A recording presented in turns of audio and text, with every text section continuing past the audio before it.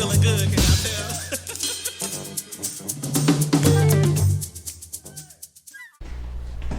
Yeah. Yeah. Action. Okay, hold tight, family. My name is Brother Ray Ray. I'd like to welcome everyone to the Brooklyn William Mackey Jr.'s History Club. We meet here every other Wednesday in honor of William Mackey Jr., Dr. Professor Amos Wilson, the great Louis Ray Rivera, Minister Khalid, Brother Gil Noble, Dr. Ben, Dr. Clark, Ivan Van Sertima, all the people, Professor George Simmons, all of these people gave up fame and fortune, good lives. They burned the midnight oil without computers because they wanted to bring truth. They didn't take the road of a person like Skip Gates, all these other people that are basically multi-millionaires. They did not do it. So we want to honor them, and we want to keep their name alive. And in honor of Miss Leola Maddox, who believed in live lectures, who believed in bringing information to the community, who drove an old car from Patterson. She worked in the school out there, drove it all the way to the UAM, ate her dinner in UAM, along with her husband, T-Day, of the great Alton Maddox, the freedom attorney at the war. Yes, right. Because she believed in bringing live speakers and people coming in to greet each other. And we never want to forget the United African Movement and Professor Mackey, who had lectures in his basement. So he could burn the midnight oil and had all these books. So we come together because if you leave it up to society, they will let you forget about these people. They call them what, pseudo historians? That's correct. What they said didn't mean nothing. That's deep. So even though you have YouTube, Facebook, the liveness of coming together. So people in the audience at Mackey's who come out and support us through thick and thin, I want you to give yourself a great big hand. Of course, you're not sensitive. You're not scared to come out. Back in the days, there was plenty of parking around here, but being that there ain't no parking now, people say, I ain't coming. They got Zoom. I can stay home. So give yourself a big hand for coming out. And this way you be around people to talk, conversation, and be together. Because they say we can't come together. But if you don't come to lectures, you ain't gonna never come together. And if you listen to the people out there, they'll tell you to stay in the house for the rest of your life. Don't come out. That's true. So I'm gonna give a couple of events of information to the community. On Thursdays, Thorough Black Talk with Tag, Keisha, Brother Ashe, and the new person involved with them is Brother Blacksmith. That comes on Facebook Live. That's tomorrow at 8 o'clock. Thorough Black Talk. That's one of the hottest shows on the East Coast. Thorough Black Talk. Thorough Black Talk. Also, Saturdays at 10:30, when everybody is trying to get back in to the groove, to the normal. So they're trying to tell you, get back into the normal. 10:30, Saturdays, our Philly family with the great Sister Empress Chi, Blog Talk Radio, Sister Paulette, on 10:30, while everybody is trying to groove. She goes beyond the call of duty and has Blog Talk Radio. You can call in. You stroll down, you type in Empress Chi, New Day Resurrection, and it comes in, the Million Women's March. They're getting ready. And that's at 10:30 Saturday. Excellent program. PM? PM, 10:30 PM, at night. And you can call in and say your views and say what's on your mind. Hottest show, excellent. What's the name of that show again? Blog Talk Radio, I'll let you know. Blog Talk Radio, New Neighborhoods with Empress G. Also, on Kilmati Live, Sankofa Revolutionary Radio, out of Birmingham, Alabama. WSYPLP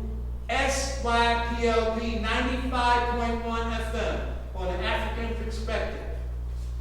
Brother Anthony Mohammed and Ayo Kamati, the Irritated Genie. Mondays at 10 o'clock. Oh my God. Genie puts it down. So that's another program. AM. AM.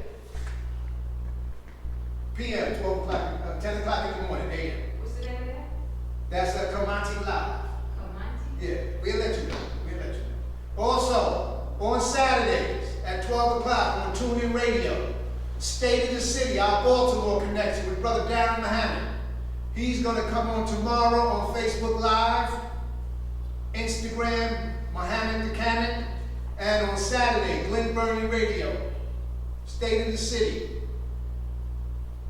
That's an excellent program, comes on at 12 o'clock. WEBR of 1590 AM. Excellent, that's at 12 o'clock. Also, on Tuesdays, Your Immunity Project with Dr. Ali. That's Tuesday at 7 o'clock. If you type in Your Immunity Project in Calfani Radio, it'll give you all the information. Also, Simultap. Brother James McIntosh had an excellent program on health and the CO-19 problems, and he had a bunch of doctors this past Saturday. It was excellent. That's at 7 p.m. If you go on Simultap, he will let you know when the upcoming programs is coming in. Simultap. Also, Community Cop on Tuesdays at 5 o'clock on Manhattan Neighborhood Network. Brother Mike Graves, Noel Leader, and the Community Cop family. That's at 5 o'clock. Excellent program. Hottest show on the East Coast. Yep. Also, Brother Kamal, WAT Productions, Brother Kamal. He sells tapes and everything, so if you go into Brother Kamal and WAT Productions, you can get all the tapes he has, and he has an excellent program. Now, if anybody in the Zoom audience would like to help the Brooklyn William Mackey Jr.'s History Club with the rent and what I have to do to keep this thing going, I'll put my Cash App in the chat. Now, Brother Rajiv, we want to come over. We have some books here in honor of Dr. Amos and Brother Sababu, who continues the unrelenting work of African World Info Systems. We have Blueprint for Black Power. Sababa's classic that he finished with Amos, the latest, The Psychology of Self-Hatred and Self-Defeat Toward a Reclamation of the African Mind. Also, The Falsification of African Consciousness, Eurocentric History, Psychology, and the Politics of White Supremacy. The falsification of African consciousness. Because you have a lot of people running around now that's trying to be your leaders. They're basically leaders. Pick up Amos's book and you'll be able to spot them 2 miles down the road. And know there ain't nothing but fakes and phonies and frauds. Black on black violence, the psychodynamic of black self-annihilation to serve the white domination. Everywhere you open, you turn the TV on in the media, black on black violence. Why are they killing each other? It's a shame!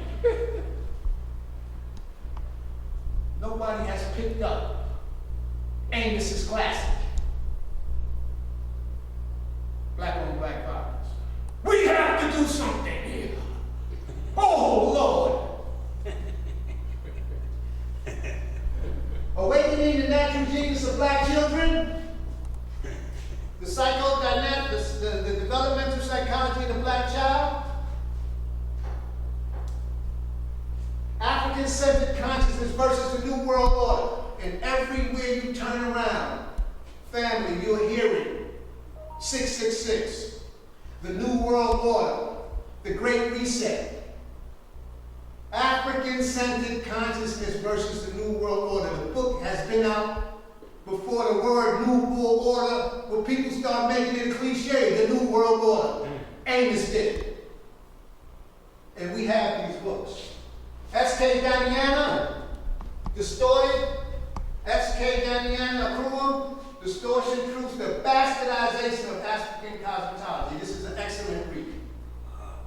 It's a slow read, as Brother Trust says. And in honor of Louis Ray Rivera, who used to come down here and speak for hours, and it'd be just one or two people. We honor this man. And as Brother Claude will tell you, he come out of Marcy. Bad boy. But his classic, Jazz in Jail. Now I'm just going to have a few books that I want.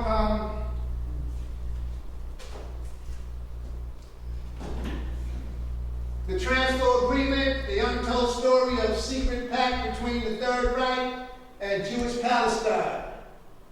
Good book. In honor of Dr. Ben. There was no computers. Black man that are now in his family. So this way ain't nobody else got to dictate your family. Dr. Ben done did it for you. Nobody wants to go into the book. Family values, the white man said. Dr. Randy Short, Slavery Mastery, the Impact of Religious Slavery Revealed.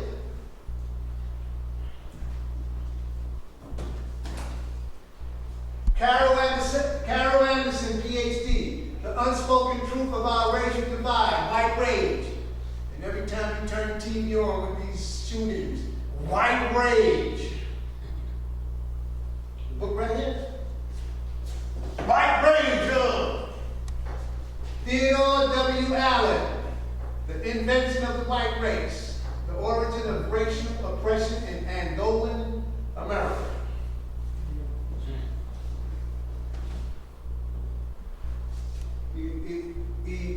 Elijah Ethel, Zionism at the UN.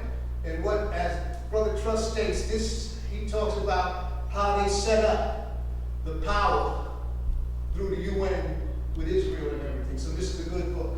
A good book. Found it for about 50 cents, laying in the jumping books. That's an understatement.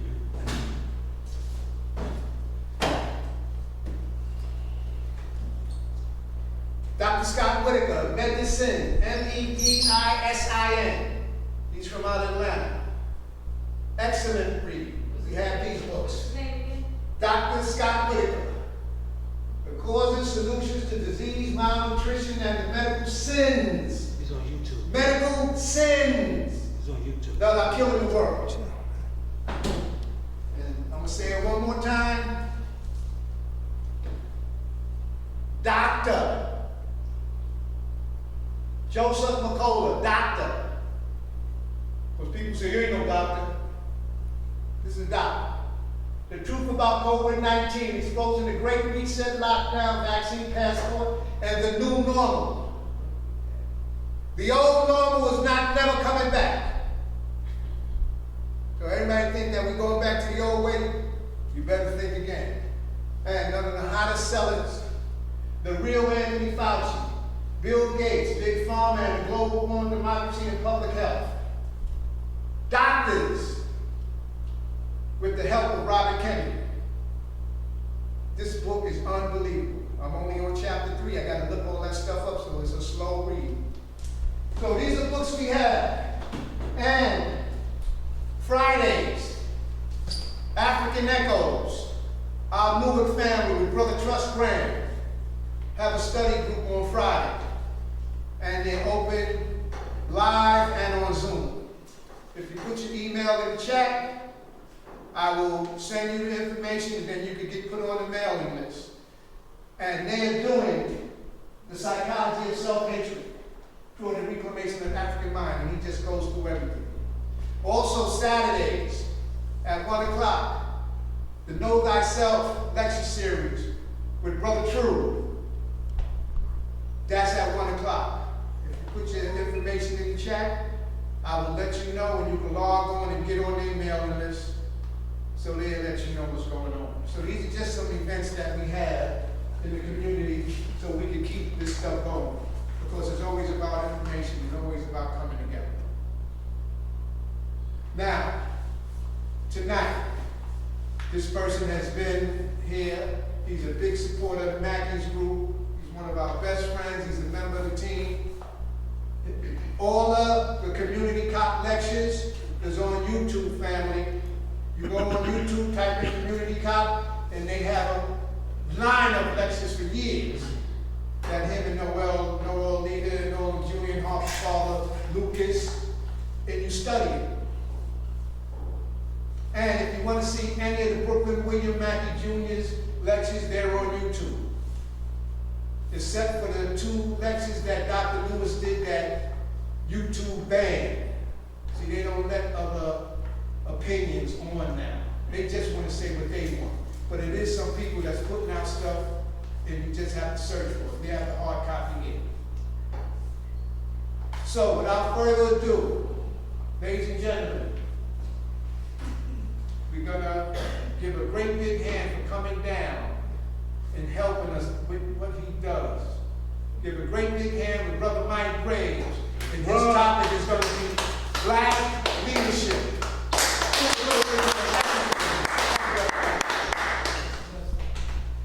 Thank you, Brother Rajiv. Say I am. I am. Because we are. Because we are. I am. I am. Because we are. Because we are. It's good to be here at the William Mackey lecture group, the History Club. It's very important that we honor our own, because if we don't honor them, then who will honor them? And if we don't honor them, where are we at as a people? So when I say I am because we are, I'm really saying that my existence is predicated on you, and your existence is predicated on me. So when I start community cop shows and Noel Leader says, Hotep, I respond to him, I say namaste. And that's that which is divine in me acknowledges that which is divine in you.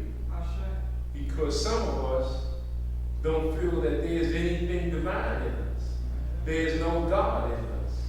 Some of us believe that there's not anything noteworthy in us. And some of us just believe there just ain't no good in us, period. You know, some of us are just so down low, or we're so just confused that we don't realize that we looking at God in each other. We just got to learn to recognize and get our minds right, because we have to understand what image is. You know, we can say we praise God, we love God, but we've never seen God. Never. And yet, we make so much room to love God, and we don't make room to love each other. And some of us find it so easy to punk each other, speak down to each other, and unfortunately, some of us find it easy to even kill each other. They will take a gun to you in a minute and just outright shoot you. And if you say, well, why did you shoot him? Well, you know, he was disrespectful. White man disrespectful to you every damn day.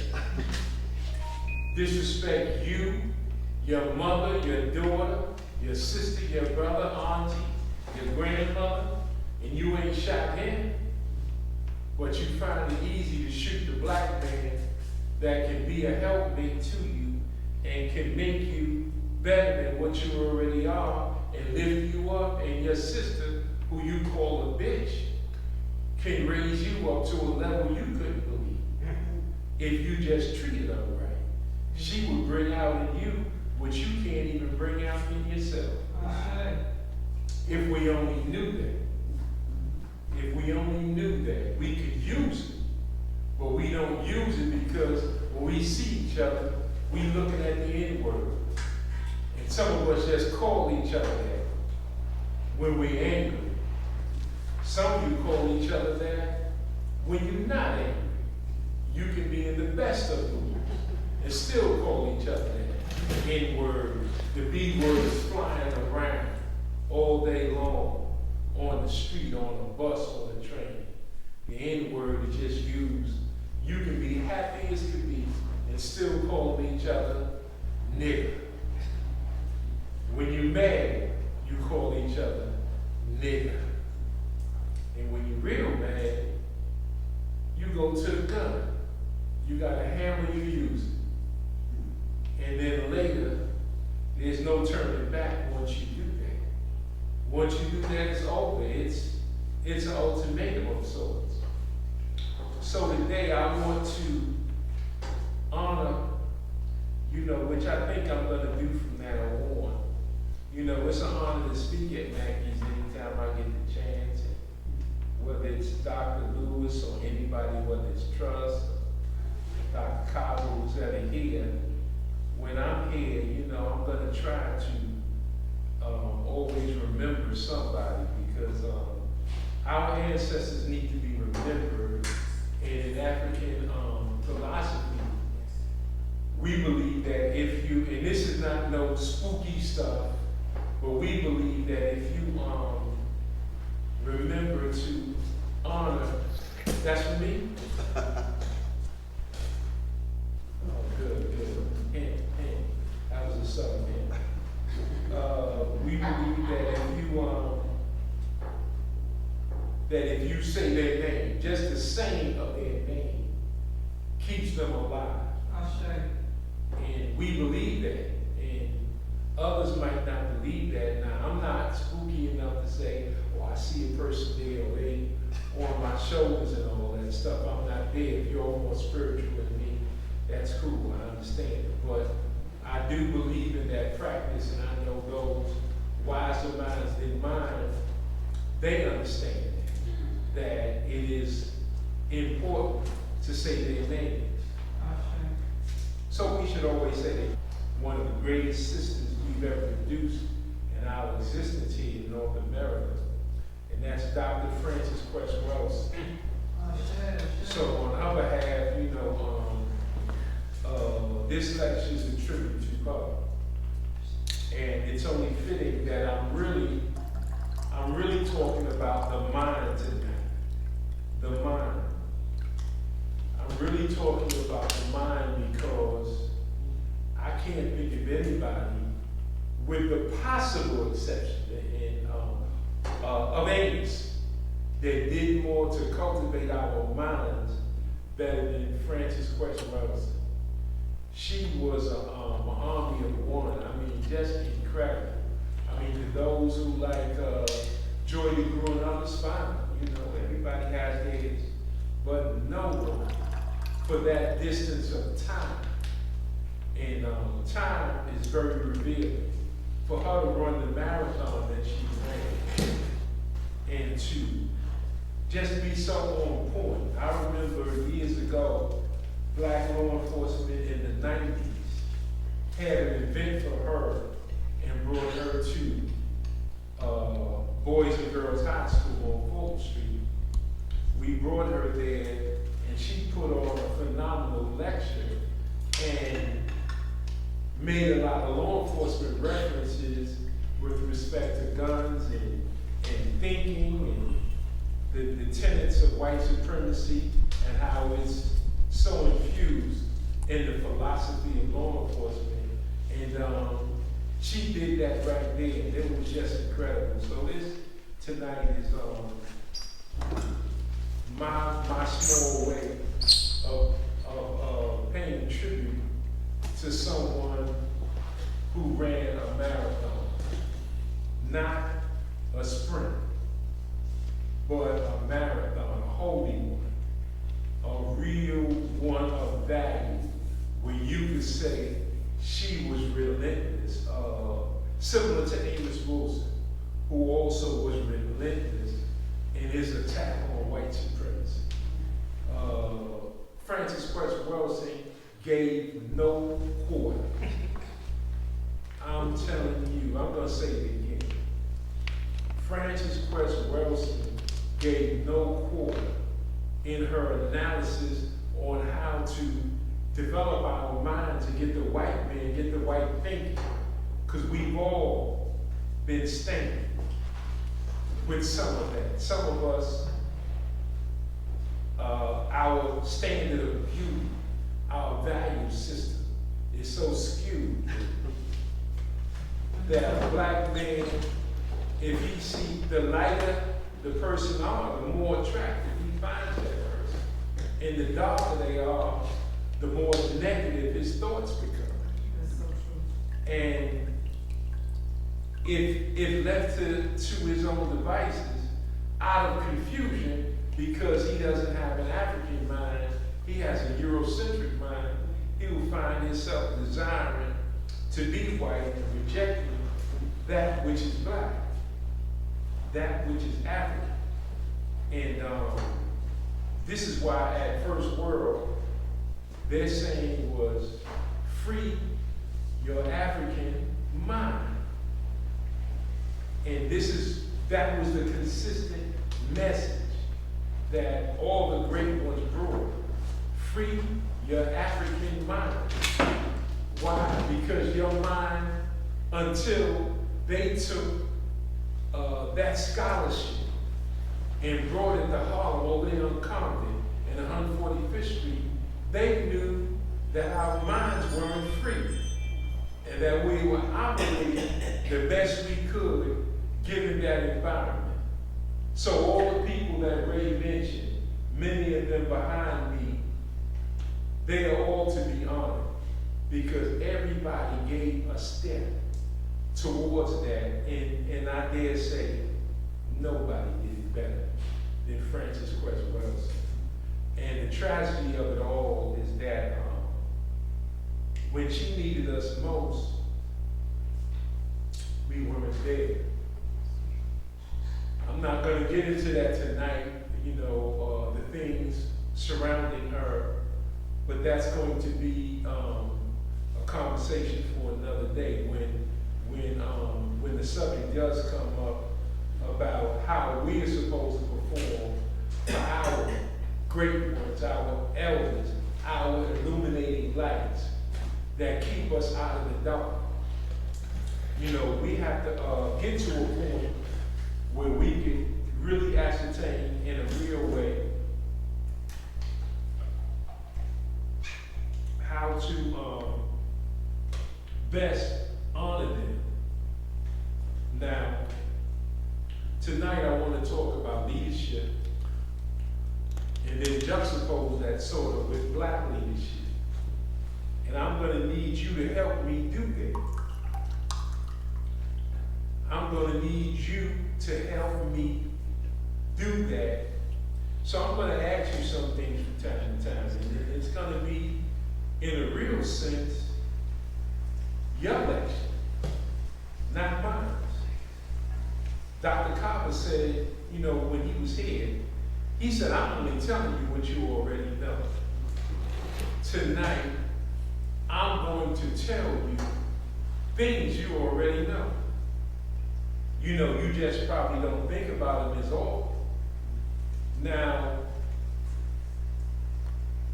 we have to understand that if we don't broach certain subjects, they'll remain dormant. And if they remain dormant too long, what happens to a muscle that you don't use enough? That's the technical term. It atrophies. So we don't want to go too long. Who was the great leader that brought China out of its colonialization by England? Try to help me out. Mao. Somebody said the name. Say their whole name. Mao Zedong. Mao Zedong. Mao Zedong was a great leader in his own right. And there are certain principles I'm going to talk to you about leadership. But he said, where the broom does not reach, the dust does not disappear. I'm gonna say it again, I want you to get this. He said, where the broom does not reach, the dust does not disappear. So the dirt, the scar is gonna be there until you deal with it. It has to be addressed. So if I say to you tonight, and I want, as a matter of fact, before I even get to black leaders, and I'm gonna talk about white leaders, and that's a term that you really don't hear. White leaders, but first, before I even talk about that, I wanna talk about leadership. And I'm gonna do a time check every so often, because I wanna get most of this in, and what I don't get in, you could, between this and the Q&A, I think we'd be okay. And there's no wrong answers, but I'm gonna lead you. If I say leadership, what's leadership? And there's no wrong answers, because this part of it is just what's leadership to you. It doesn't have to be a person. It can just be a state of being, so in no particular order. If I say, what's leadership to you? What's leadership to you, brother?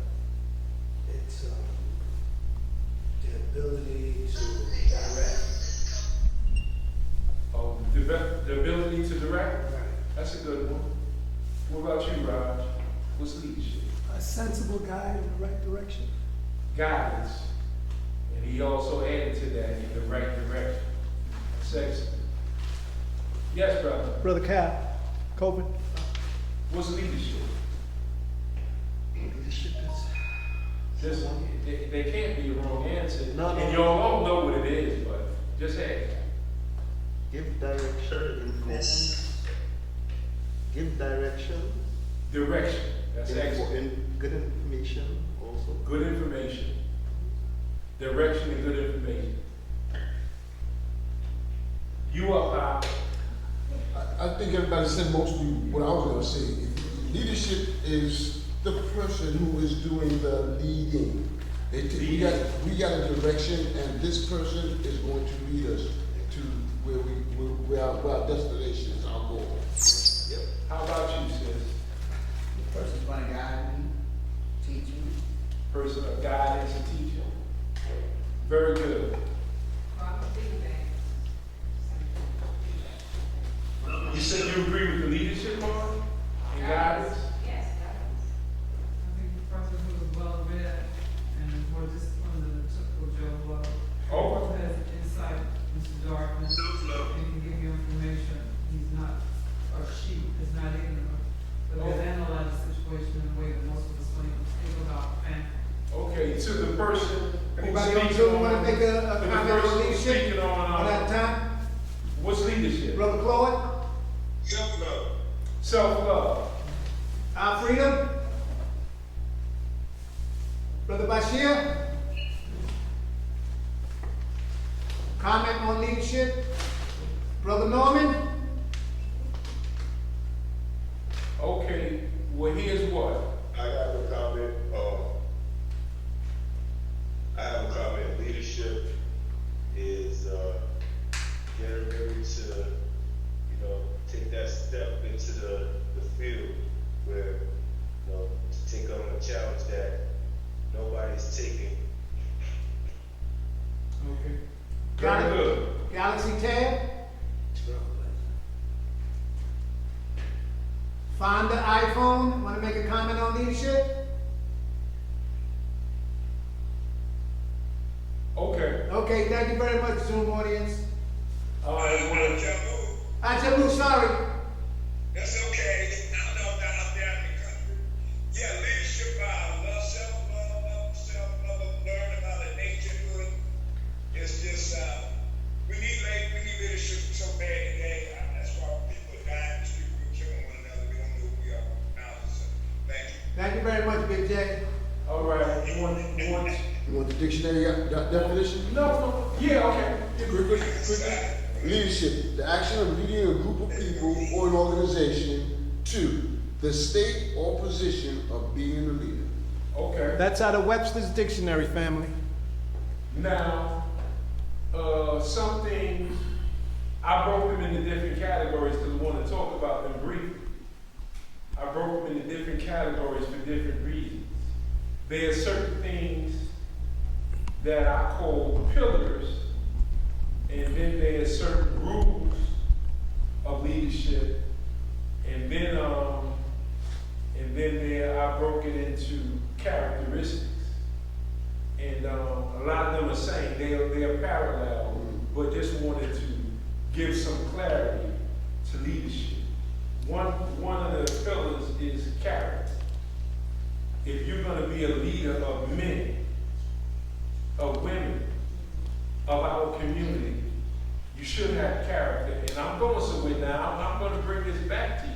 The reason why I wanted y'all to answer it is because at some point I'm going to ask you about black leaders and see if these current leaders today fit the bill that you describe, not what I describe, what you describe. So a leader should have character. Now, if I give you 6 or 7 things, let's say they got 5 or 6, they got room for improvement. So, no leader is perfect. So we gotta have character. A leader should also have courage. Just imagine a leader with no courage. It's not gonna work. If a leader doesn't have courage, I mean raw courage, I'm not even saying refined, just raw courage, there's a problem. A leader should have some confidence in that he's going in the right direction, because if they know he's going in the wrong direction and misleading you, then that's a double problem, because you're leading people and you know you lead them the wrong way. There should be a level of communication. Most leaders can communicate well, not all, and I'll give you some reasons why that's not always mandatory, and I can give it to you where in the Bible, the person who spoke the best wasn't the best leader. Whether it was Moses and Aaron, I could even get more contemporary. I won't go down that road right now because I want to get past this. But I would say Malcolm and Elijah. But if we get there, the Q&A is fine. Just don't want to do it right now. So communication is not always a foundational piece. Gotta know the culture. If you're gonna lead us, you have to understand how to coach, at least some. And then you develop it going along. You can't have Eurocentric eyes and a Pan-African position of heart, because you're gonna always be a point of confusion. So you gotta have the culture. You gotta be confident. And lastly, I put you have to be able to talk in such a way to bring that out in them too. You don't want to be the only one that knows this or that. You want other people to know. Now, the rules, there are rules on leadership that when you go to another organization or you go around people that are in leadership positions, you say, there's some rules, there's some principles regarding leadership. And one of the things, you must have vision and values. Vision and values. Now these are things you already know. Mm-hmm. Because nobody's saying, well, what's vision? Y'all know what vision is. I'm only going to tell you things that you already know. You gotta have vision and values. And you have to operate without fear. I'm going to mention some people who operated without fear. Hell or high water. They did what they did. Ray just went through that operated without fear. They're right behind them. These are people that function, they didn't care who the opposition was. They spoke truth about it. And people like Skip Gates called them pseudo-historians for speaking the truth, which he doesn't have the courage to do. Now, you have to be able to focus on how to change things for the better. That's the vision. You always want to see, how can I make things better? And that's how people are supposed to rise to leadership. It's organic. You know, you put 10, 20 people in the room, the person who's least confused is the person that eventually should lead that group. Because they're not confused. Other people in the room might be confused. They just don't know where to go or how to get started. But there's going to be somebody that knows. The first thing we got to do is such and such. You know, what's our name? What's our mission statement? What we about? Are we going to organize? Are we going to raise funds? Are we going to take this on to the outside and get more people involved? Just wanted to add, when you finish, one more thing to it. Critical thinker. A critical thinker. Very important for a leader to think critically. To think analytically. It's critical. It's a must. As a matter of fact, you will be operating at a deficit if you cannot think critically.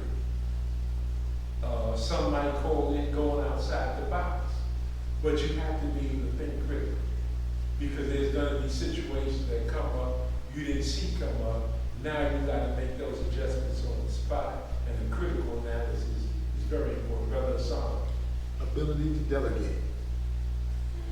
Ability to delegate. That's very important. Just remember that, because I'm going to bring up some people who did certain things, and but that's one thing that a great one among us could not do. He ended up doing so many things for himself, and he made some critical errors. And amazing, talented person, but he didn't delegate well, and that's important. I'm gonna come back to that, and if I don't come back to that, remind me. I'm gonna come back to that. Now, the last part I just want to talk about before we move on leadership is just certain characteristics, and it might be repeating some of the things that I found in the pillars of leadership or rules of leadership, things that you have to be able to do. Okay. Bravery. Willing to face danger. That's key for us. Why is that key for us? Because we're under attack. How are we under attack? How are we not under attack? Can you name an area that they're not attacking in the black community? Our culture is attacked. Our religion, religions, plural, are under attack.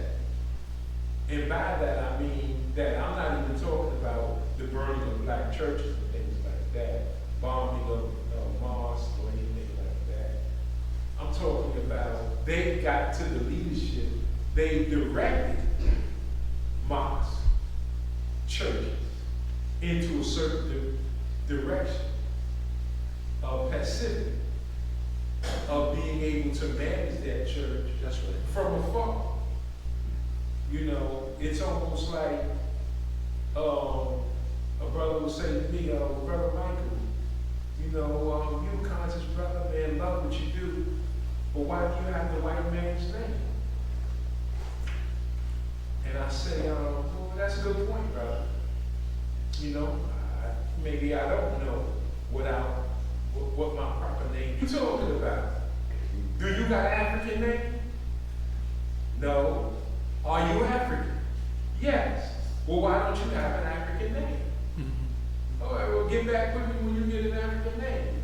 Don't come on me now because you got an Arab name. Arabs did much more than the British or the Dutch, the French, Spain, than they ever did. Who was more brutal? Please. Yes, brother. And still is. And still is. You know, it ain't no big difference. You know, you're gonna choose one over the other. Why, I'm a living room Negro. Why, I'm a bedroom Negro. Why, I'm a bathroom Negro. Come on, you're a Negro.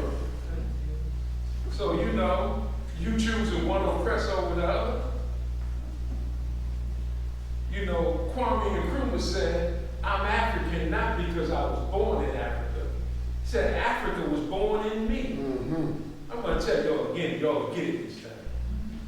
He said, the greatest Saji, Kwame Nkrumah, said, I'm African not because I was born in Africa.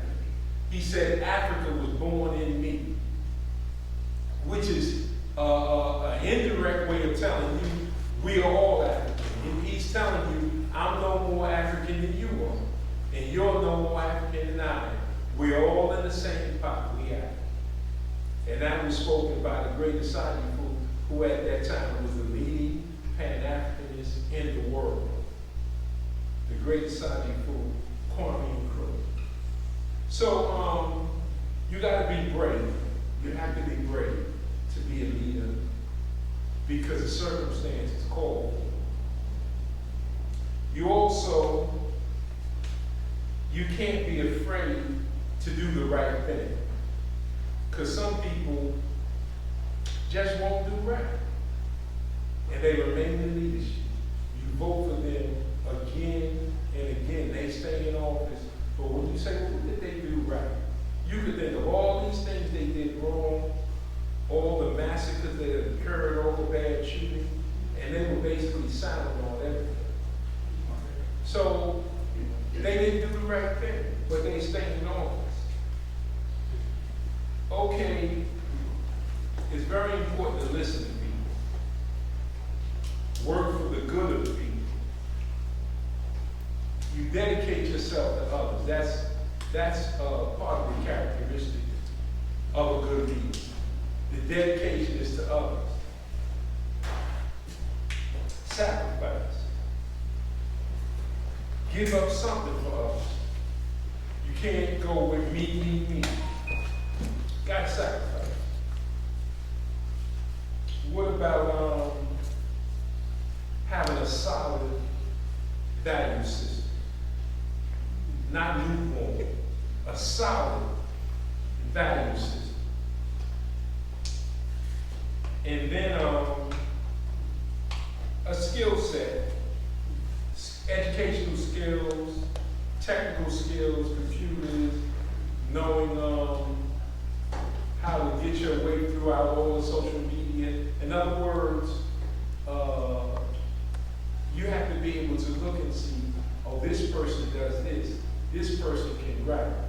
This person can mail the letters and do the correspondence.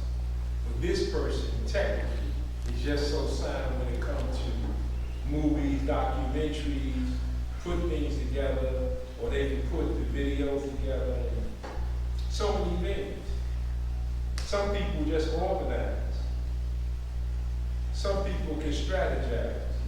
Now, I never forgot how Deidre, you know, some people call it Deidre, she, while she was here, she came to us one day and told us that Chanel Lewis was on trial.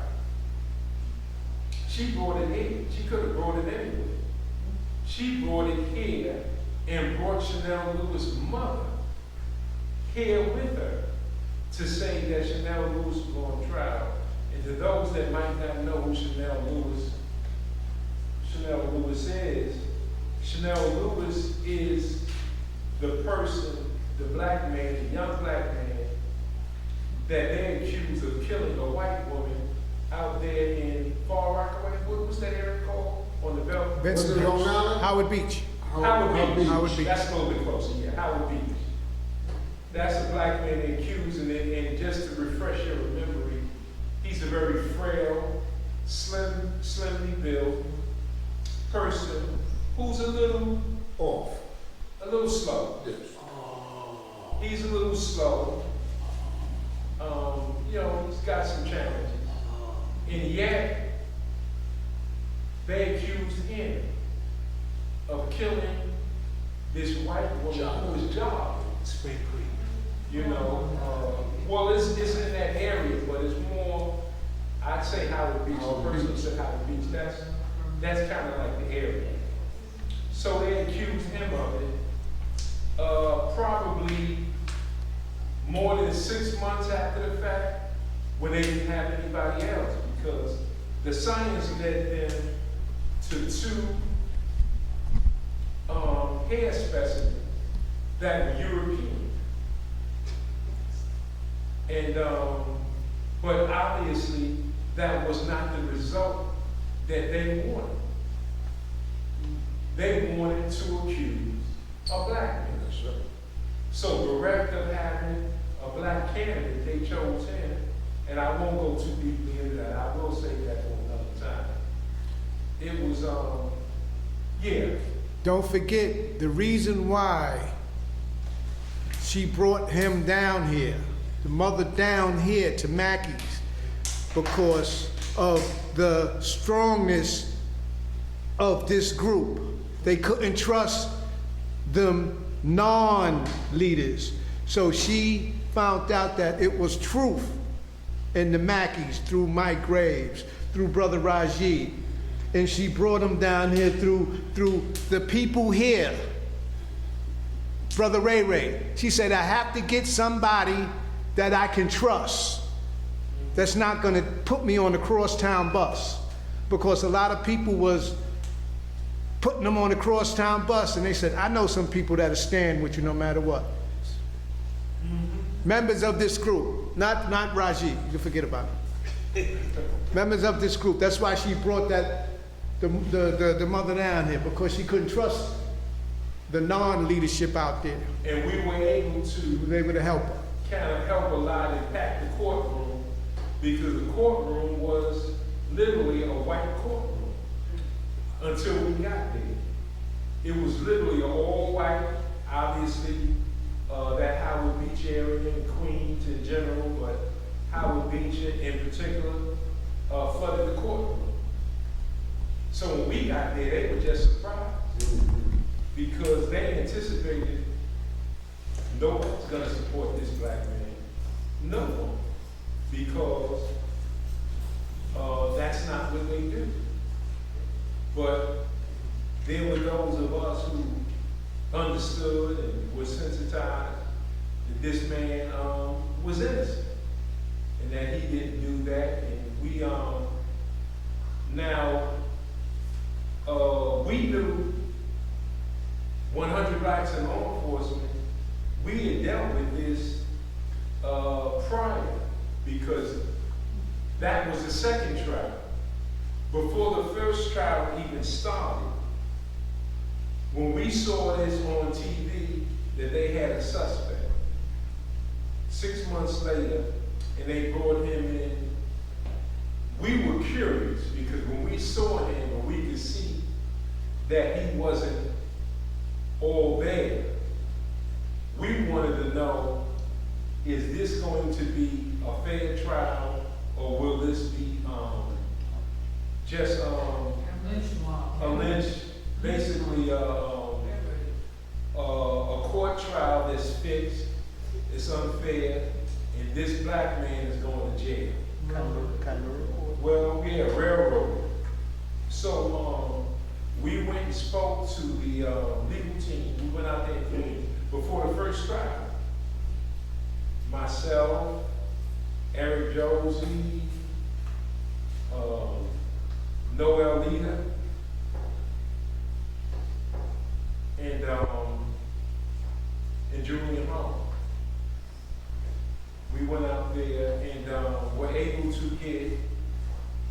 some strict assurances from the defensive team that they wasn't just going to just give him to the dogs just like that. So they were able to, in the first trial, get a locked jury. So when she came to us, they decided to retry him, and we didn't even know the dates or anything about it. So Deidre were able to alert us and brought the mother here, and she asked us, will we come out and participate, which we did. And so I'm grateful to the Dr. William Mackey History Club for taking it upon themselves to come out there and support our family. You know, this is the family is Jamaican, and they're not a family of much means. So it was a big help to have us come out. And these are people that's not in the movement, never been a part of any social movement. So they didn't know who to ask. So Deidre said, look, I'll get you people in. And the mother was surprised that we would come out because we don't know her. We don't know her son. But Deidre said, no, this is what we do. We stand for justice. And that justice stand means that anybody that's being unfairly treated, we're going to come out and help them. And so, to make a long story short, we was able to do that. And in the second trial, they pulled out every stop that one can imagine to illegally railroad him because he didn't do it. And like I said, I won't get into the phone call. I'm just saying that basically that Deidre, a member here, was able to garner her resources and get us out there, and we were able to see with our own eyes what other people had to see in the media, a real railroad job. So in any event, and I'll just say one small note, John Gotti's son was there at the trial. John Gotti Jr. was at the trial. And many people were surprised, but he's a resident in Howard Beach, and he stands for Howard Beach, and he's not going to stand idly by to a situation where allegedly a black man raped a white woman, an Italian female. Raped and killed. So he came out, he was there. Raped and killed, man. Raped and killed, yes, Raped and correct. Thank you for that point, because if I didn't make that point before, she was raped and killed. And that's why the hairs they found on her were of European extraction, not black. So they ignored that. In other words, the white man will ignore science. You understand that? The same white man who allegedly went to the moon and have all these weapons of mass destruction, prides himself in science, will ignore science when it doesn't meet the results that he wants. He'll ignore science and say, no, that's not it. He'll have, what is that called? Pervarium hairs, what they call that? How do you say it? Pervarium hairs, Pubic hairs. Pubic hairs. Brain lock. Pubic hairs. They'll ignore pubic hairs that come from the private areas of a man. Ignore them and say, no, that's not what we want. Even though it was found on her. Pubic hairs from 2 white men. And there was a report of a strange looking white man in that area. They ignored all that. They said, no, we want a black man. So it was an off-duty lieutenant who 6 months earlier, on his days off, was walking around and he saw a black man in the hood. On his day, it was his first day off.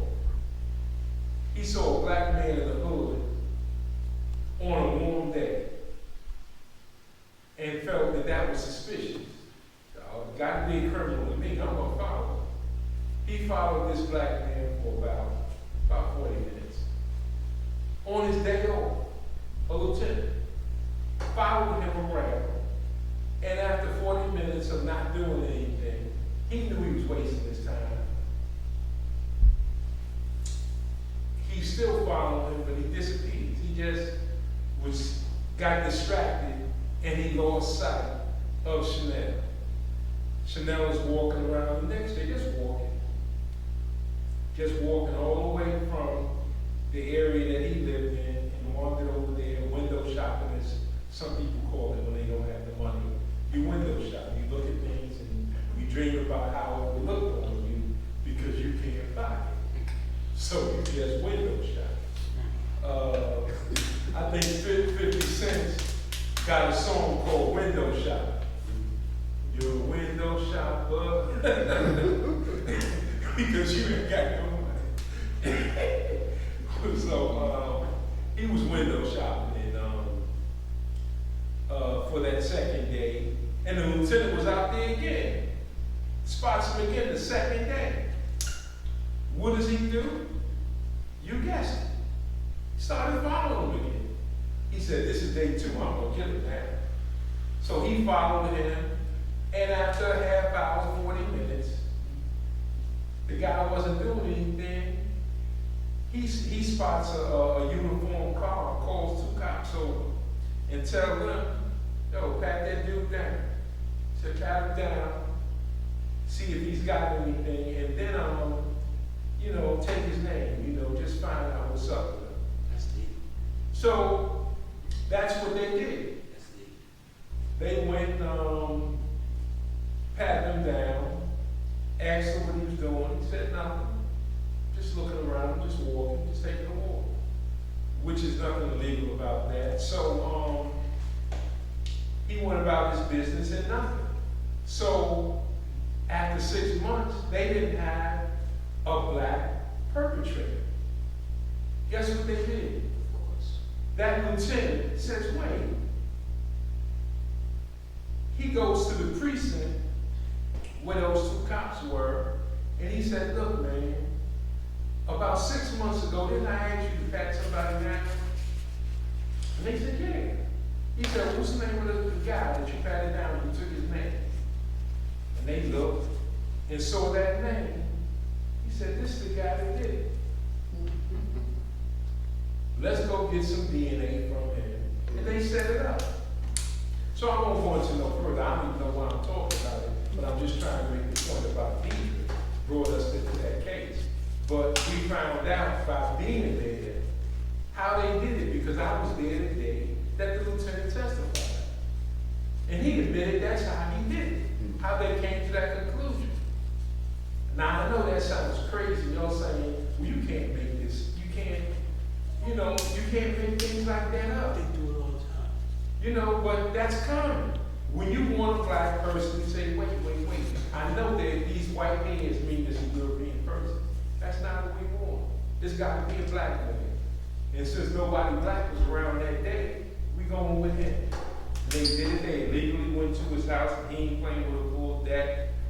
So when you have 2 cops, one gonna talk to the mother and distract the mother, take her into one room, and you talking to her, while the other one gets a DNA sample from him. Illegally. And confessions. So, it's crazy. It's crazy, but that's how it happened. But Confessions. just want to say that it was good for Deidre to bring that to our attention. We was able to support that family, and Miss Lewis was very tough. Vita Lewis is her name. If she ever comes back here, they were not part of the movement, and some people do come to things like this when they need help, and then after that they go back to their life. And it's not like we have to throw shade on them or anything. Circumstances dictate she needed help for her son, and we gave her that help. But in any event, I was just saying that just to say that it was good for Deidre to do that, and we've explored what leadership is. Now let's get into some white people. And when I talk about, I'm just going to do a few. I got all these notes, but I'm not going to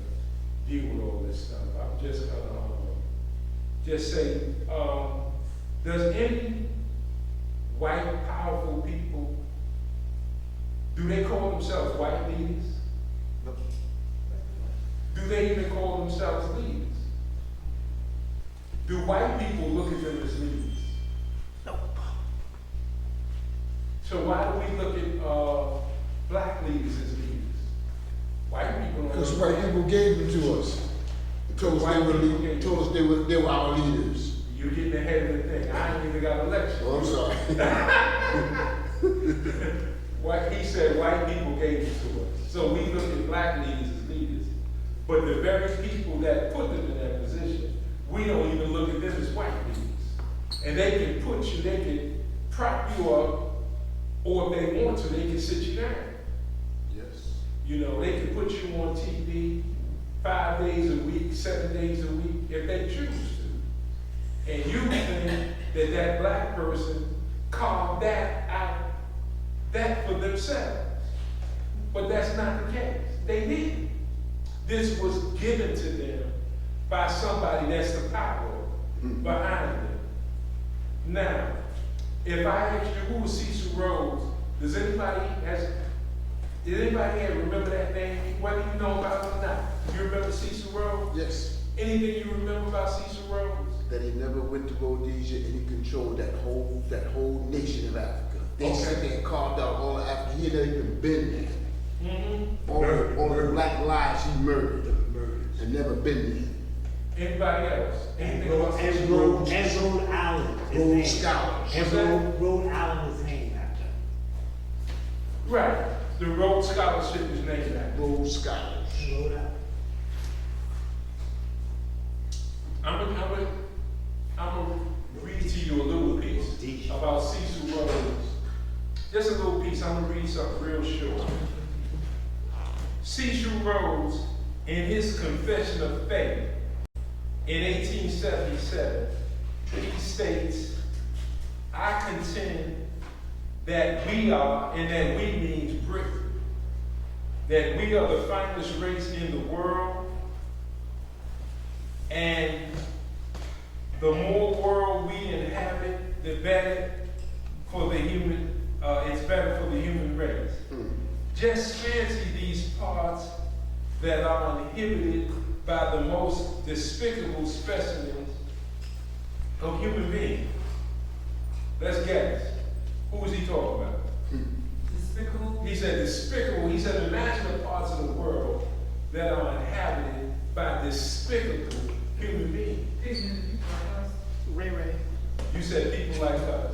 Well, Roger, you said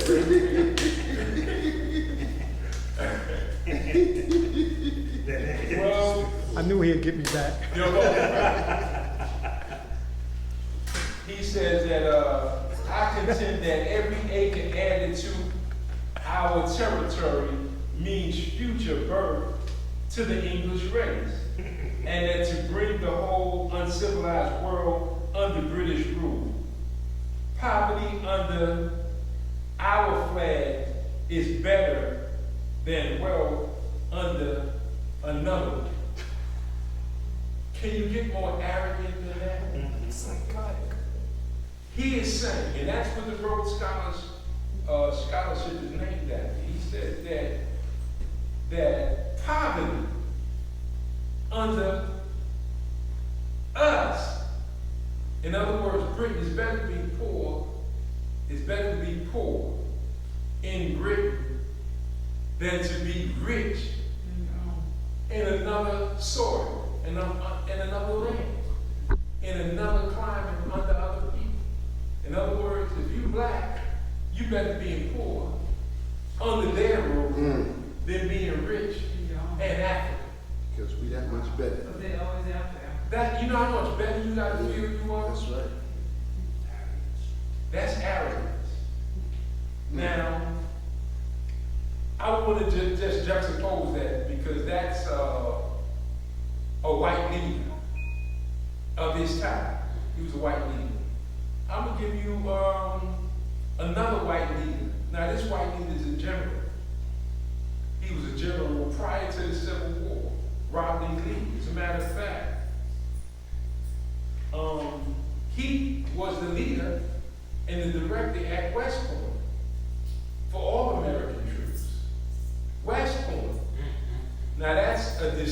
privileged position. When you are in charge of West Point, you're in charge of some of the brightest military minds in the world. And it's your job to develop them, develop their skills and their leadership, because these are all future leaders. So when you think of the Schwarzkopfs and all these other people, where they came from, they all come out of West Point. And Robert E. Lee, when he was the head of West Point, this is something that he wrote during the Civil War.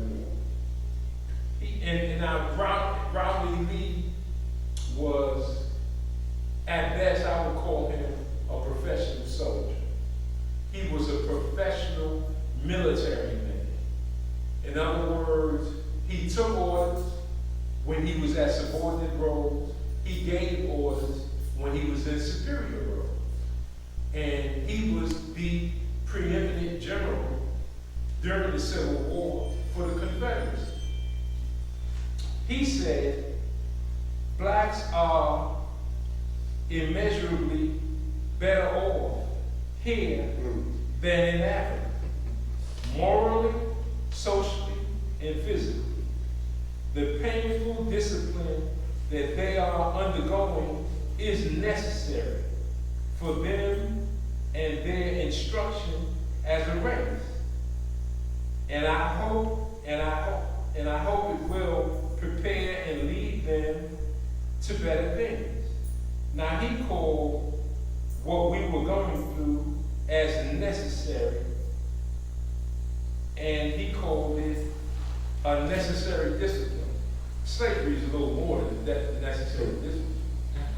It is the most destructive thing in existence. There's nothing worse than slavery.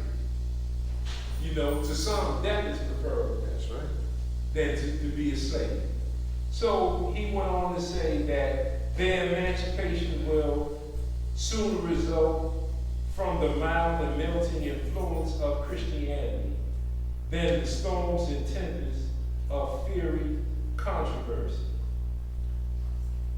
I'm saying that to say that this is from a professional military man who did not want to have a civil war.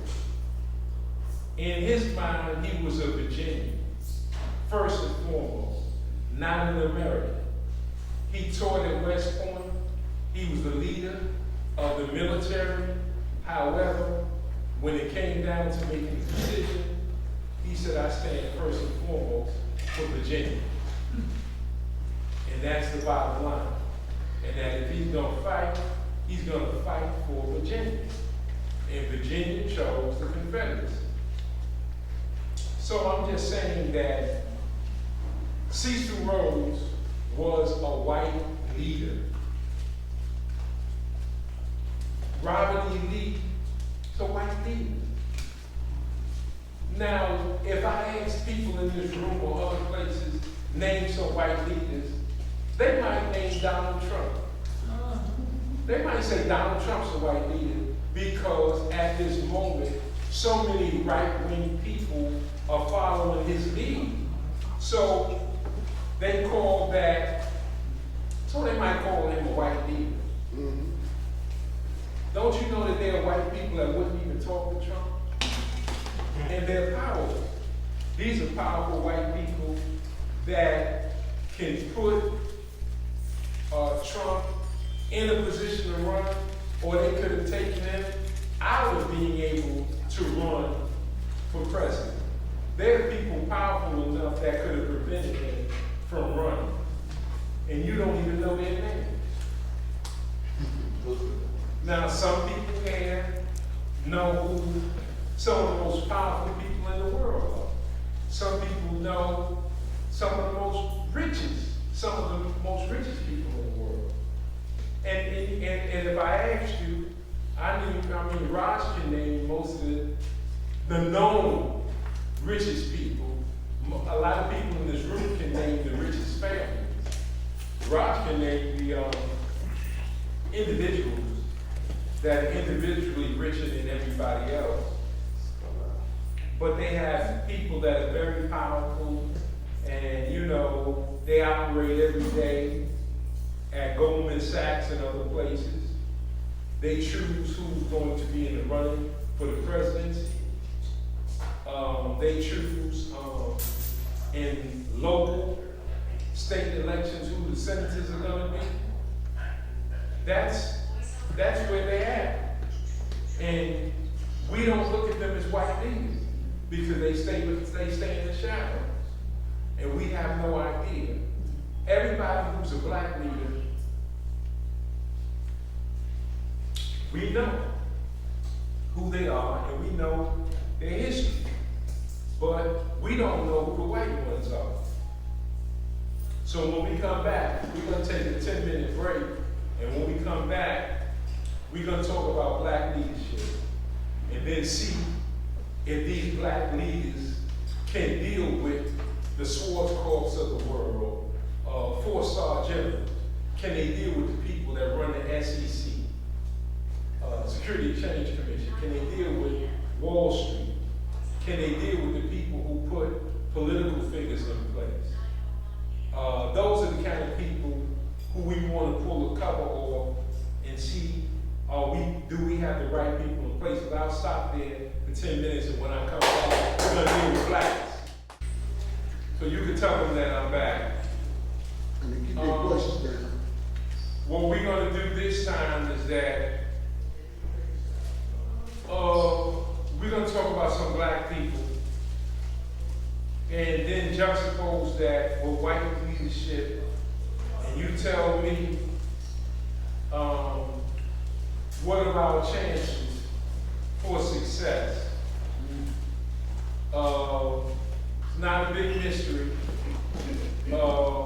because you know some of the most powerful people in this country stay in the shadows. That's not a shock to any of us. As I said from the outset, I'm only telling you things you already know.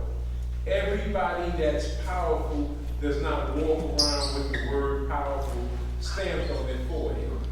They don't do that. They don't walk around beating their chest saying, I'm powerful, I made so-and-so. They don't do that. They are content and understand that their power is wielded by their secrecy. And so they have secret societies, they have groups that meet and they diversify their power and say, okay, you do this, and I'll do this. But this is the way it's done. Now, is there anybody here that remembers, just an example to get us started on black leadership? Anybody remember Sorrell Briggs? It sounds familiar? You don't know what, but you remember the name. I'm not sure. What about you, Rod? You remember Sorrell Briggs? Yeah, I can't pinpoint like what he did. Okay. I'm talking to this. Okay, he's from the Caribbean, as so many leaders over 100 years ago came from. Very powerful Pan-Africanist, Sorrell Briggs. He's from the island of Nevis, and strong, uncompromising brother. He's a matter of fact, besides being a journalist and leading an activist, Pan-Africanist, he started the African Brotherhood, the African Blood Brotherhood. So even over 100 years ago, some of us were calling ourselves African back then. So it wasn't Jesse Jackson that decided on the name African American. There's some of you who say, well, when did this African American start? It was Jesse. It wasn't Jesse. Some of us were calling ourselves African a long time ago. Now, and so he was born in 1888 and died in 1966, but a very strong brother. Now, he did this at a time where a leader could lose his life. You could literally lose your life providing leadership. Let's go back even further. Somebody in the comment. Who remembers Tutmosis III? Does anybody remember him? Anything different about him that distinguished himself a little bit? Anybody remember? His color. His what? His color. His color? Plus his believe in One black man to another black No, man? it was Skull, he said. Oh, Skull? Yeah. Yeah. You thinking of McNaught who came No, all right. right after? What about change to one God? That was That was, that. That was McNaught also. That was McNaught. that's one. Yeah, That's McNaught, and that's the one who, in the spooky stuff where white people can't understand and don't want to deal with the excellence of black scholarship, so they try to say McNaught was from another planet. Yes, sir. So they say that's why he had that large skull, because he was birthed by aliens. He might have been, brother. Aliens were black too. Anyway, you Okay, say well, so. if he was birthed by aliens, the aliens were black. Ignite. But the reason why I just asked you about Tutmosis III is because of all the pharaohs, he was one of the greatest military leaders ever. That's what it was. He never lost a campaign, a military campaign. Just look him up when you get a chance. Tutmosis III, not his father the first, and certainly after Hatshepsut died, Yeah, chips. That's right. leadership went to Tutmosis III, and he, time, yeah. 1300 BC around there. yeah, around that time, and he was just an incredible military leader. You go way deep into Asia, you go south, north, west. He conquered everything around him, and like I said, in his, I think he lived 82 years or more, never lost a military campaign his entire life. That's how strong, and he would lead the armies, and conquered, brought back gold from everywhere. Such a powerful leader. Some said that, I guess some could criticize and say that he did too much fighting, but even with those he conquered, he did not always take their heads as other leaders did. Once they kissed the ring and gave that bounty to him, they were able to live. So, very powerful leader. So I'm just saying that, just to say that, or we could say Shaka Zulu, a great military leader that built an empire, or if it's sheer will. We've had those in the past. We saw,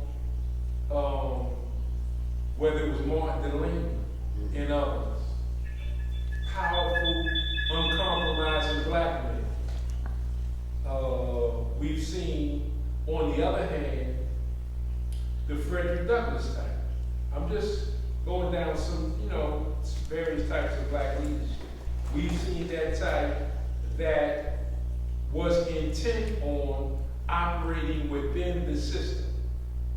This was Fred Douglass, and I'm not criticizing him.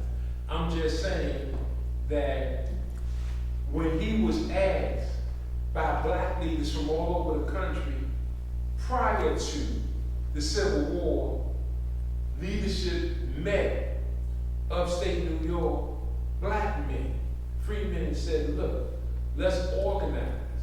We can put together 50,000 men with arms and just take it to the South before there was a Civil War. Fred Douglass said no. And I'm not criticizing him. He's just a person that felt we're going to operate within the system and we're going to get freedom that way. Of course, when given the opportunity by a white person, a few years, 4 years, I think it was 4 years. I think it was 4 years in 1857. When given the option to raid, at Harper's the munitions place that was there, Fred Douglass turned it down. It was John Brown, by a white man even asked him, let's get down. Fred said no, and I'm not calling Fred a coward. So I don't want any of you saying Mike is calling him a coward.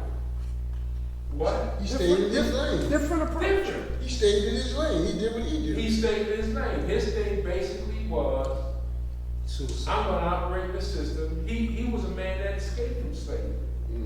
He, as a matter of fact, he played a role in things like the Underground Railroad. But when it comes to, pulling that gun out and taking heads, That ain't his thing. that wasn't him. That was not Fred Douglass, and I'm not criticizing. I'm just saying he ain't get down like that. Where other cats, that's how they go. Let's do it. Nat Turner. Nat Turner, then Mark That's Beast, right. gave them a process. Let's do this. Others said, let's do Let's it. do it. Let's go with the gun. He wouldn't do it. That's So, as we roll, I'm just mentioning the leaders from the past because they all made contributions, and certainly Frederick Douglass made a contribution. William Monroe Trotter, who challenged segregation, challenged Woodrow Wilson, one of the most racist white presidents that we've ever seen. Birth of a Nation. And he really fought Woodrow Wilson on Birth of a Nation. Who said that? Hassan? Yeah, he fought him on that and was diligent in his fight and really believed that he could make some inroads, but Woodrow Wilson promoted it. And all the local elected officials all over basically did likewise. William Monroe Trotter was not the leader of Black America, primarily because white America chose Booker T. And Booker T did some good things. He built Tuskegee, which still exists to this day, and George Washington Carver worked for him. And Marcus Garvey, a great Pan-Africanist, was enthusiastic about meeting Booker T. But on these shores, Booker T faced a lot of opposition. And among them was William Monroe Trotter, Lucy Craft Laney, and others. Brilliant professor who was the principal of a school and developed young women for over 50 years. She was dead set against Booker T. Yes, sir. So Mike, you mentioned that leaders, a lot of the black leaders were chosen rather than became leaders themselves. Yeah. So when it came down to Marcus Mosiah Garvey, he wasn't chosen because he was persecuted and imprisoned. Wouldn't that be more of the type of leader that people want to look forward to, that want to follow? Yes. Now you're right, Brother Hassan. In case our Zoom audience didn't hear it, he's saying that basically, because I mentioned the time period of William Monroe Trotter, and I mentioned Booker T, and so he said Garvey would have been an ideal leader at that time, in that they moved on Garvey. They did move on Garvey because Garvey was uncompromised. Garvey knew the way. So many of the principles of the Garveyites and the Garvey system, so many people will say he was among the first Pan-Africans that wanted to unite all African people, even though Martin Delany, who was before him, comes out of that mold. Garvey did it on a larger scale, and look what happened to him. Not only was there attempts on his life, but ultimately his freedom came into question, and he was brought, into federal court for that weren't really crimes, but you know, they were able to trump up charges on it. Right. Now, I'm saying that to say that, and I'm gonna start the Q&A in a minute, but I just wanna say that there are people today that you see every day, civil rights leaders. Now, just real quickly, as just a point of note, does everybody know who the Big Six is? Does everybody know the Big Six? Just name a few. Name a few people in the Big Six. Jesse Jackson. No. You said Jesse Jackson? No, Jesse Jackson wasn't in the Big Six. Okay, that's prior. The Big Six Booker is a T. reference from the 1960s. At that time, he was under the leadership of one person in the Big Six. Martin. Okay, we got Booker T, we got, Booker T was not in the Big Six. how about the boss? 1960s. How about the boss? The Boys, no. By then, the Boys was Living in New rather York. elderly, and he was in Ghana. Living out the rest of his life in Ghana. The Big Six. How about the original president of the NAACP? That cat? Yeah, he was one of them. Spingarn? Who was that in the six? Who was Sorry, I president in the didn't six? hear the Big Six, and I don't know the Big Six, Michael. Sorry, who was one of them? Yeah. She's saying who's one of She them? said, who's one of them? Oh, she's asking me. Yes. Yeah. Okay, I'm gonna give you the Big Six because obviously nobody's She name. said she didn't know. So I'm gonna give you all of the Big Six. I'm gonna do it all at one time. Justice, Oh, Theodore. That's guy. Thurgood Marshall wasn't one of the Big Six. Thurgood Marshall was the leader of the Legal Defense Fund of the NAACP, and the NAACP's leader at that time was Roy Wilkins. Roy Wilkins was a member of the Big Six. I thought you were gonna say Ennis. A. Philip Randolph. Let Michael speak. Okay, here it is. I'll give you all the six. Boule.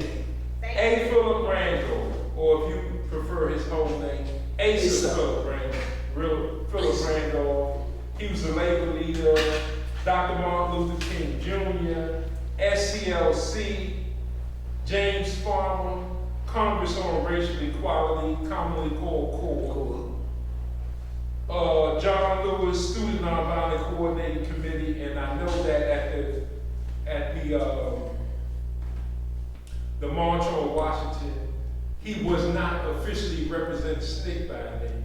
He was already taken out, but Dr. King and them kept him around, even though he was not officially the head of SNCC at that time. And Whitney Young Jr., Oh, man. that's the National Urban League, and of course, Roy Wilkins, NAACP. Those are the six names, that's the Big Six. Oh, man. And Malcolm had his criticisms of the Big Six because they met under the leadership of President John F. Kennedy at the Carlisle Hotel, and he agreed to have them pay $1.5 million, which in 1963 dollars was a lot of money. And I'm not suggesting that that money was to benefit them personally, but I'll just say they could use it. Okay? So you get maybe 800,000 to start you off, and you get the other 700,000 at the end. But all the speeches had to be controlled.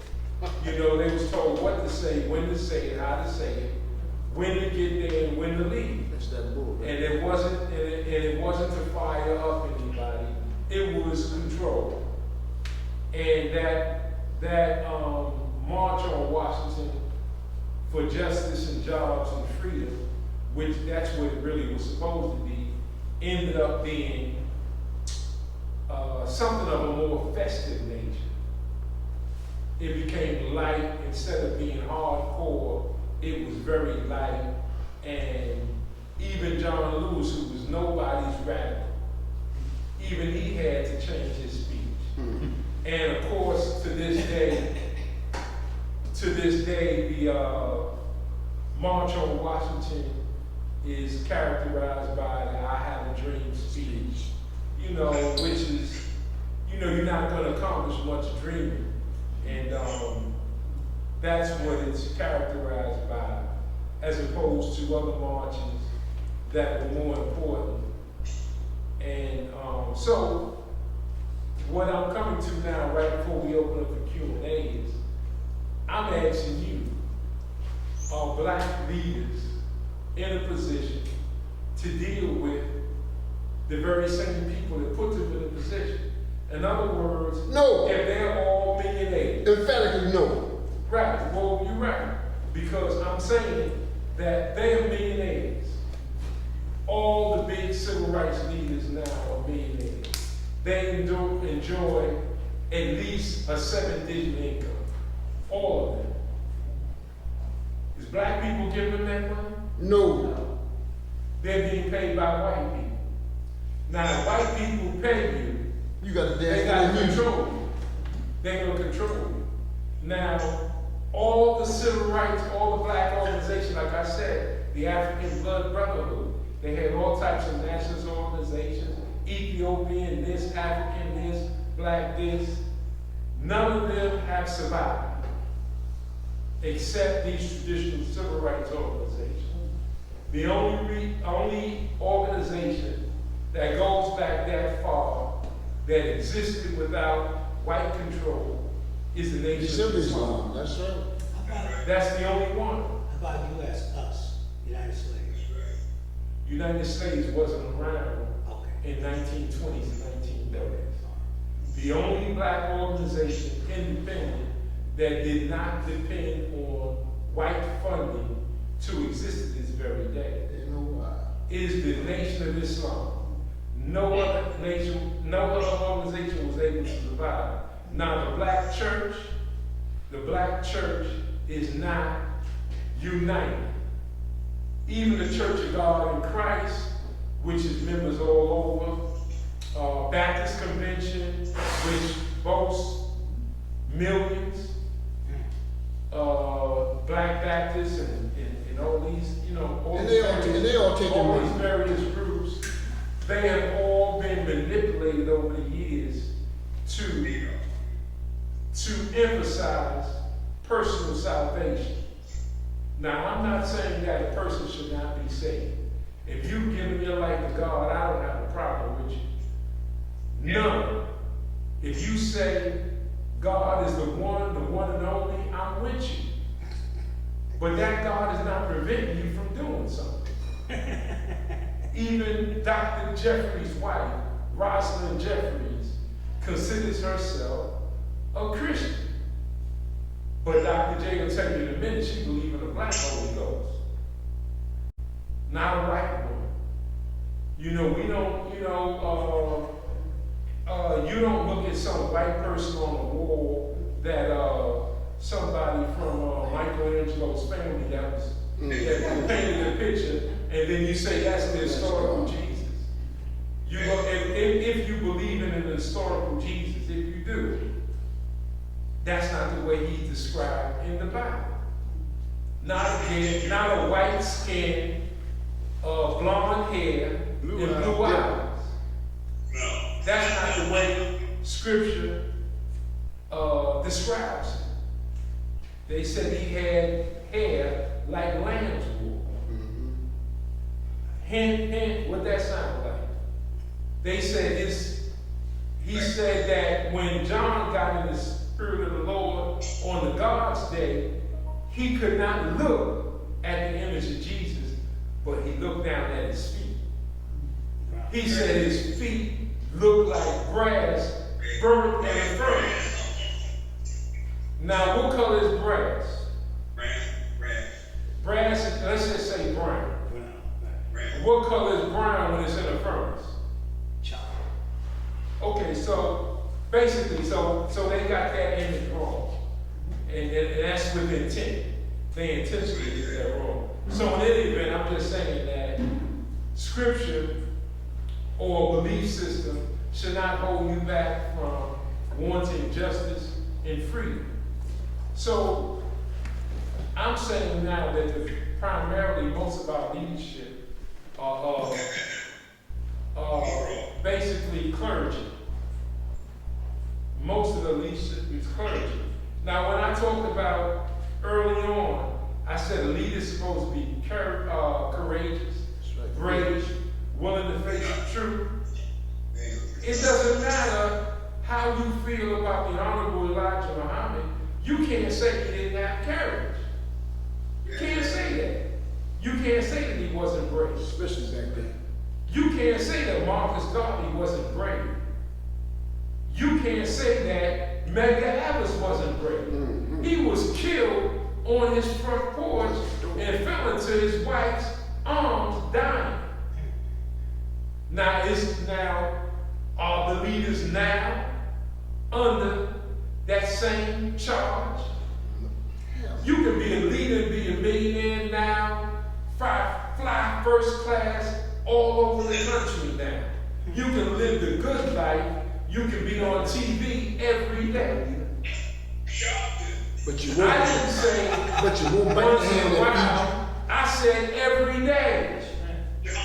Monday through Friday and weekend. You do a radio broadcast every day for hours. feed you. MSNBC. Now you're told what to tell black people. You're told, you're directed. Here's the script. And they give you a script until when? Until you got it down so much That's right. that you don't need a script no more. Now they make you, now who are them? You don't call them white leaders, what do you call them? If they're not white leaders, what are they? Puppet masters. Puppet masters. They can sit you up and they can sit you down. They prop you up, they sit you down. How Darren said, cold up you, and then cold up you, and then cold drop you. Yeah, so why am I saying that? I'm saying that we can talk about guys that did 40-something years in political office. Charlie Graham. What did he do for harm? Nothing. What does black elected officials that's been around 20-something, 30-something years, what have they done for the black community? Nothing. They come out for the gay community. They come out for immigration for Latino. That's right. They will come out if Asians are under any kind of attack. But when a black woman, a sister from the Caribbean, gets attacked in an Asian business, a nail salon, do they come out for that? Something's wrong. They hide. They hide. Now take your pick. I don't even have to name the black elected official. Everybody that's a black elected official now was a black elected official a couple of years ago when that happened on Church Avenue in Kenosha. They were all around. Who came to their sister's defense? D12. When a grandmother was beaten. When a grandmother was beaten. Who came out? So I'm just saying, well, Eric did not come there. No, he didn't. I was getting ready to say Eric Adams could have went there and got a manicure and a pedicure and went every place else. You know, other people in the office did not come there. Now I went out. D12. I went out. Ray was there. Now there might have been some organizational people out. I'm talking about leaders right now. Did they come out? Now, when a sister got slashed, a sister was slashed, where was this at? San Francisco, the BART system, their transit system. A sister was slashed, and her sister who tried to help her was cut also, but she lived. And the white guy that did it walked away.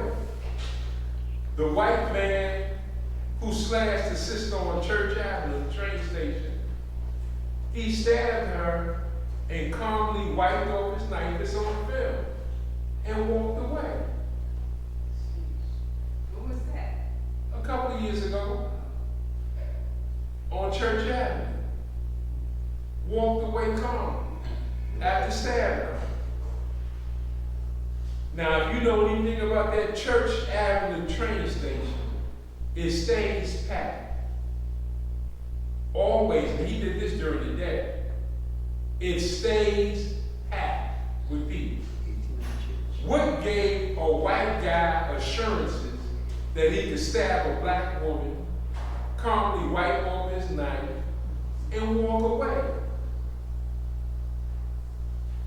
What do we think of ourselves? And that's evidenced by what do we think of those who we put in elective office as leaders. Now, black people that are uncompromising, that speak black, what do we say if they want to run for office? Nah, that guy, he too black, man. No. They pick a mild-mannered guy Hakeem Jeffrey. with a Ivy League degree. You'd rather have him. He don't give two you know what's about you. That's right. Then you put him in the office because he'll look good in that office. He speaks so well. Man, does he wear that tie? The way that suit falls on him, so nice. Sick. And he don't care nothing about you. But the black man that's uncompromising and don't take no mess, you wouldn't elect him as dog catcher. Now, when I ran for office to put the Freedom Party on the map, if I had all the votes that everybody claimed that they voted for me, I'd be mayor now. I voted for you. I'd be mayor. He'll be mayor now. I'd be mayor now if all the black people told me, man, you know I was with you. You ain't give me $1, ain't vote for me, but you said, I'm with y'all, you need to run again, man. When you gonna do it again? Well, when you gonna support me for the first time? When you gonna support me for the first time? You got what you wanted. But don't tell me about Eric or anybody else. You got what you wanted. And have fun with it, you know, but what I'm basically saying is that we ask the wrong questions to the wrong people, and we knock on the wrong doors and expect answers. You can't do everything wrong and then expect that the end will be right. It doesn't work that way. If you listen and look closely enough, people will tell you about themselves. Who put people in a position to be on TV Monday through Friday and weekends, on the radio 24/7? That's right. Who put them in that position? They didn't carve that out for themselves. What attorney is going to help Chanel Lewis the next go-round instead of a public defender? Ben Crump. Really? Ben Crump, who gets a third of these packages, these Settlements. these unfortunate murders that occur all over the country, and these are ground ball. These are easy cases. Whether it's Videotape. the video footage will show various police officers going into a building and shooting so-and-so, or they'll show somebody running away or walking, and that person is shot. It's fairly Crump. hands. I got this, and the family comes in. As a matter of fact, it's to a point now where he doesn't even have to call them. They will reach out to him. Or they'll call the National Action Network or somewhere, and they'll get in touch with him. And he'll say, my bags is packed. I already know. I'm coming. I'll be here. And all he does is, the paperwork is filled out already. Everything is done. All you gotta do is sign what you sign. He's gonna sign because it's the same scenario. Now that the attorney at war is a trial attorney. Alton H. Maddox. Yeah. Alton fought the good fights. When they got tired of Alton Maddox, they took his license. Now tell me what crime did he commit? He saved Sharpton. Now tell me what crime he committed. What felony was it? Let's look That was good. in the book and see the felonies and see what crime did he It commit. don't exist. What did the ethic board, who went before them? The state legislature. Alton Maddox didn't commit no crimes. All he did was defend people. Was Alton Maddox pulled behind closed doors? Was he told, look man, we want this person, work with us. We got you. Said, man, you ain't got nothing. I'm not working with you. That person is going free. I'm walking that person out the front door. Straight up. And they couldn't take it. And after the last straw, which was he was fighting the Tawana Burley case. He was trying to get 6 white men locked up for raping and sodomizing her and kidnapping her. But at the same time, they said it's either you or Sharp. They said if you get Sharpton off, your license is gone. He knew what the situation was gonna be. And he got Sharpton off. And they took his license. They took his license during the trial. It was only the judge who said, this is my courtroom. And in my courtroom, you're still a lawyer in my eyes. He said, I know what happened to you, Mr. Maddox. He said, but I've been so impressed by the way you were conducting yourself. You were all and more than I expected. And the way you're doing this, you're gonna finish the case. When this case is over, you don't have a license, I'll acknowledge that. But right now, you can come into this courtroom every day and defend Mr. Shaw, which is what he carried out. And after that happened, he no longer had a license. And we went through several hearings to try to get him his license back. And it was unsuccessful. And I won't bore you with some of the demands they made that he would have to do. He'd have to jump over hoops of fire to get his license back. And to many, they would say they would do it, but they just don't know all. I'll just say one part of it, and that's that he had to apologize. He had to publicly apologize, go to the ethics committee, the grievance committee, pardon. He had to go to the grievance committee and tell them, I'm sorry. Now, he don't know what he's sorry for, but he got to go tell them, I'm sorry for defending black people in a zealous manner, which is what a lawyer is supposed to do. Absolutely. You were supposed to be zealous. Absolutely. In other words, what's the root word of zealous? Zeal. Zeal. So you got to feel it. It's got to be like, it's family, man. You got to like go all out for that person. So he did that once too often, and they took his license. And yet, Sharpton had the nerve to call Benjamin Crow, attorney at war. I mean, that is just so disrespectful. It's a joke. It's disgusting. That's To ever call a guy that ain't never seen a courtroom, never been in a courtroom in his life, a person that only writes paperwork. You can do the paperwork right here in Matthews. Fill in the names, the victims, and the scenario, and then the only thing that's blank is the amount. You go high, they go low, and where do you meet it? In the middle. In the middle. It's the same scenario. You say, I want 18 million. And they say, how do you want 18 million? We was thinking about 2. And so you 13, 12 million, or 15, or 20, depending on how, you know, just just how ugly some of these shootings are, you know, just how bad it might be. Heinous.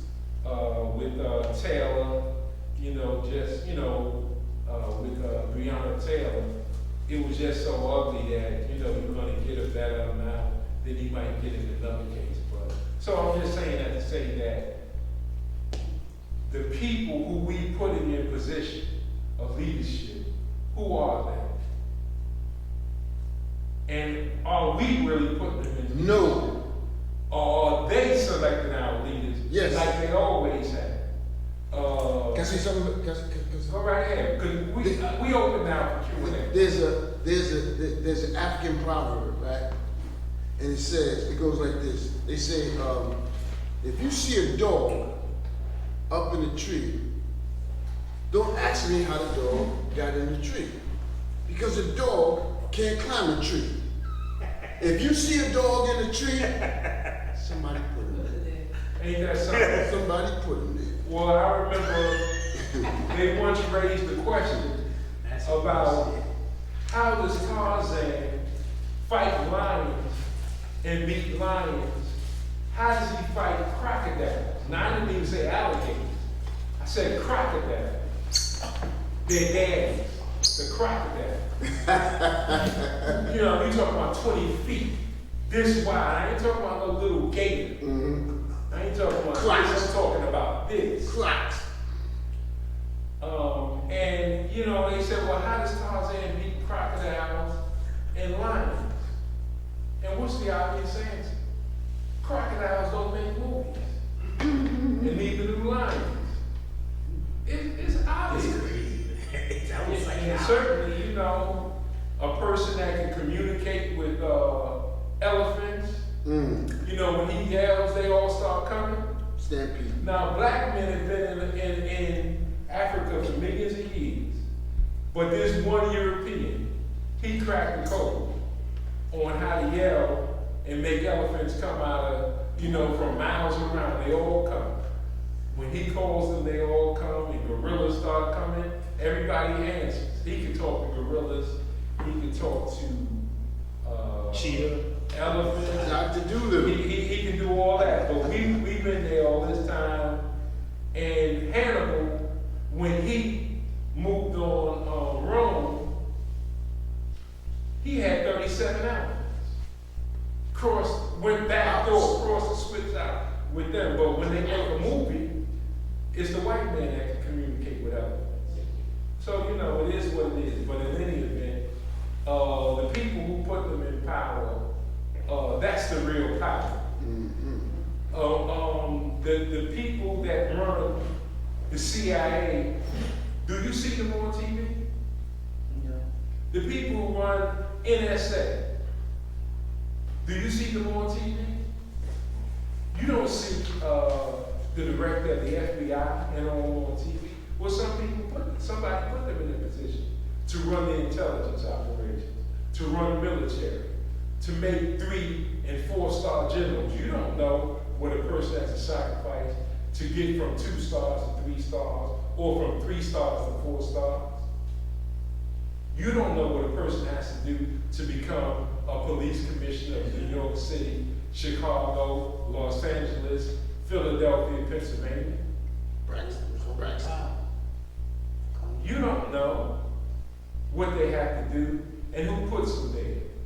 It's people that can put them there with a phone call. That's right. Just pick up a phone and they walk right into that position. And yet, who do we have? Do we have a black elected official that can say, look, I'm going to take care and get Chanel Lewis out on this one? He didn't do it. Matter of fact, they wouldn't even dare come to the court. Well, Charles Barron was there, so, no question about it. Charles Barron was there, but no other black elected official was there. So in any event, let's open it up. Zoom audience, any questions from the Zoom? Anybody want to ask Brother Mike a question? Yeah, I do. 2 things, Ray. One Hold up, well, somebody, Aura is asking a question, hold up. Right, you mentioned two questions, but the organizations that were, not run by anybody white, it was only the, Nation of Islam. Any thoughts on the UNIA? That's question number one. And then number two, during the 50s, 60s with civil rights, where was Du Bois? Did he, did he state his opinions about how he thought that was going at that point? See, you attacked me in my weakness. Thank you, Aura.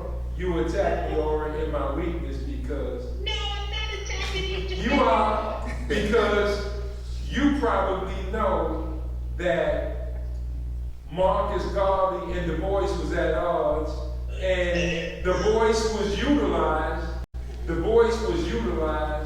in a trial against Marcus Messiah Garvey. So they used the preeminent black voice who was acceptable against a black, uncompromising Pan-African. So they used him. Now, to many, yes, later on, W.B. Du Bois said he changed his thinking. He was against Pan-Africanists at that time and ended up going to a Pan-African country, Ghana, and living out the rest of his life there. And he's honored there. But one can't forget his role in destroying God. Well, and also, what was Du Bois' role during the civil rights, like the 50s and 60s? Was he? Oh, by then he was out. By then he was in Africa. He was out of the country. So he wasn't in the Big Six. Du Bois was not a part of the Big Six. Du Bois by that time was writing, critically analyzing the plight of black people and compiling that in several books. But I would just say that Du Bois was in his lane, if you want to put it that way. But he will be remembered probably as a great thinker. Obviously, he was a scholar of scholars. Talented. And yeah, he believed in the talented 10. He believed that that our energy should be put into pushing for the talented 10, and not dealing with the masses, but basically dealing with that talented 10. That talented 10 will get us across the finish better. Anybody from the Yeah. live audience question, Brother Wood? Now, I want to just bring you back. You said, not to let you forget about the delegation, but I have my own question. Okay, what did I tell you not to forget? About a leader having had the ability to be able to delegate responsibilities. Okay, I'm glad you said that because I would have forgot. And it's just the person who I was just talking about. Marcus Messiah Garvey. Brilliant, dedicated, just worked hard every day, never took a day off, but he couldn't delegate. He could not, it just wasn't in his character, you know, and we all have character flaws and we have weaknesses, and he just could not, and he had very talented people around him, especially in the early days.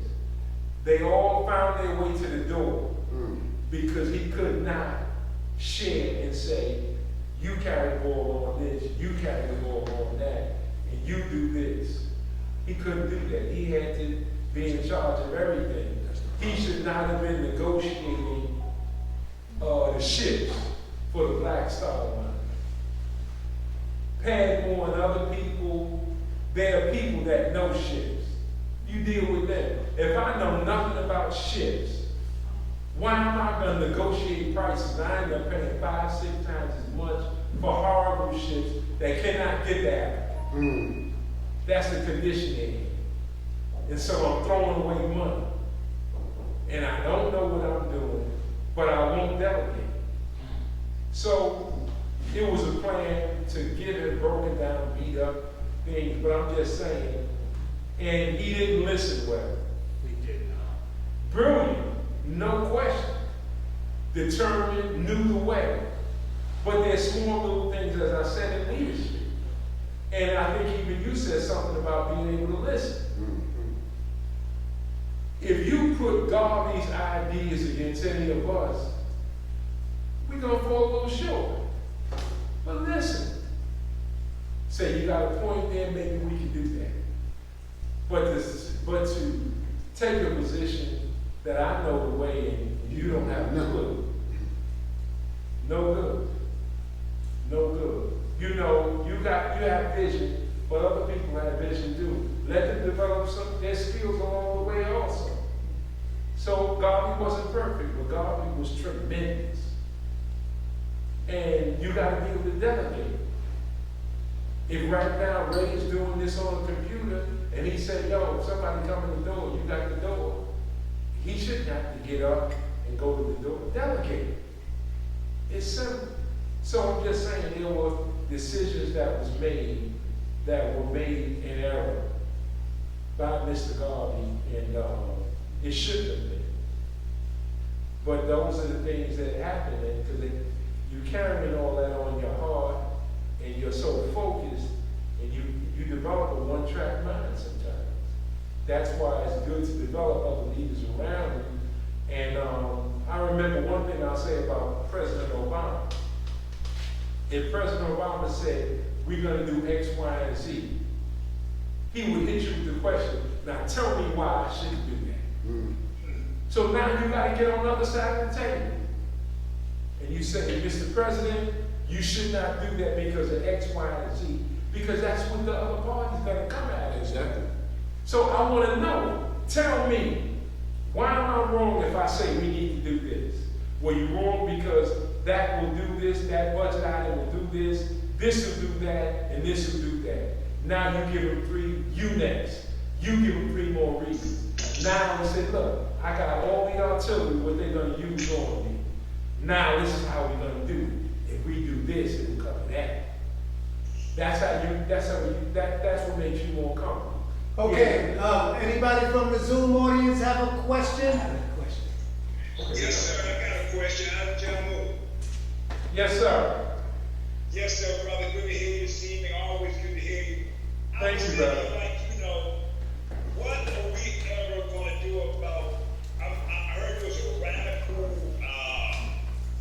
meeting somewhere going to be this summer, and about, being non-Democrat, non-Republican, just strictly black. And I'm interested, I'm saying so many of my family members and stuff, man, they so love the Democratic Party, they don't know what kind of hopes do we have in numbers, man.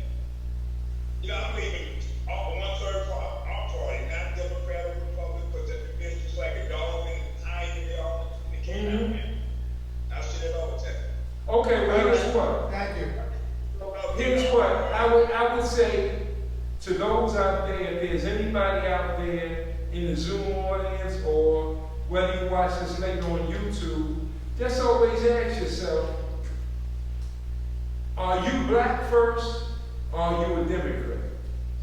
Then you have to ask yourself, what is the Democratic platform? You look at the plaques, A through Z.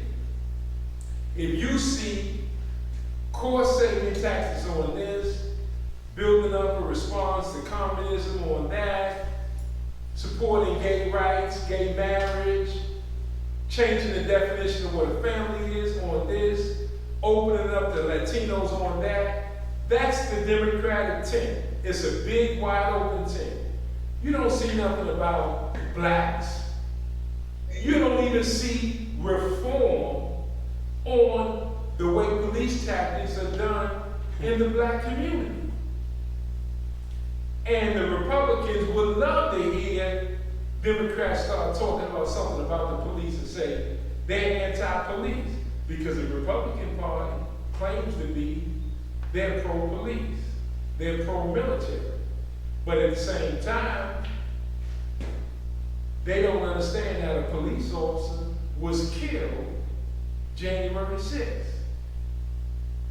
2021. And so they gotta be quiet on it. The white police officers that support the Republican Party, they quiet on it. So they're gonna be quiet on it. And even white Democrats ain't making that an issue.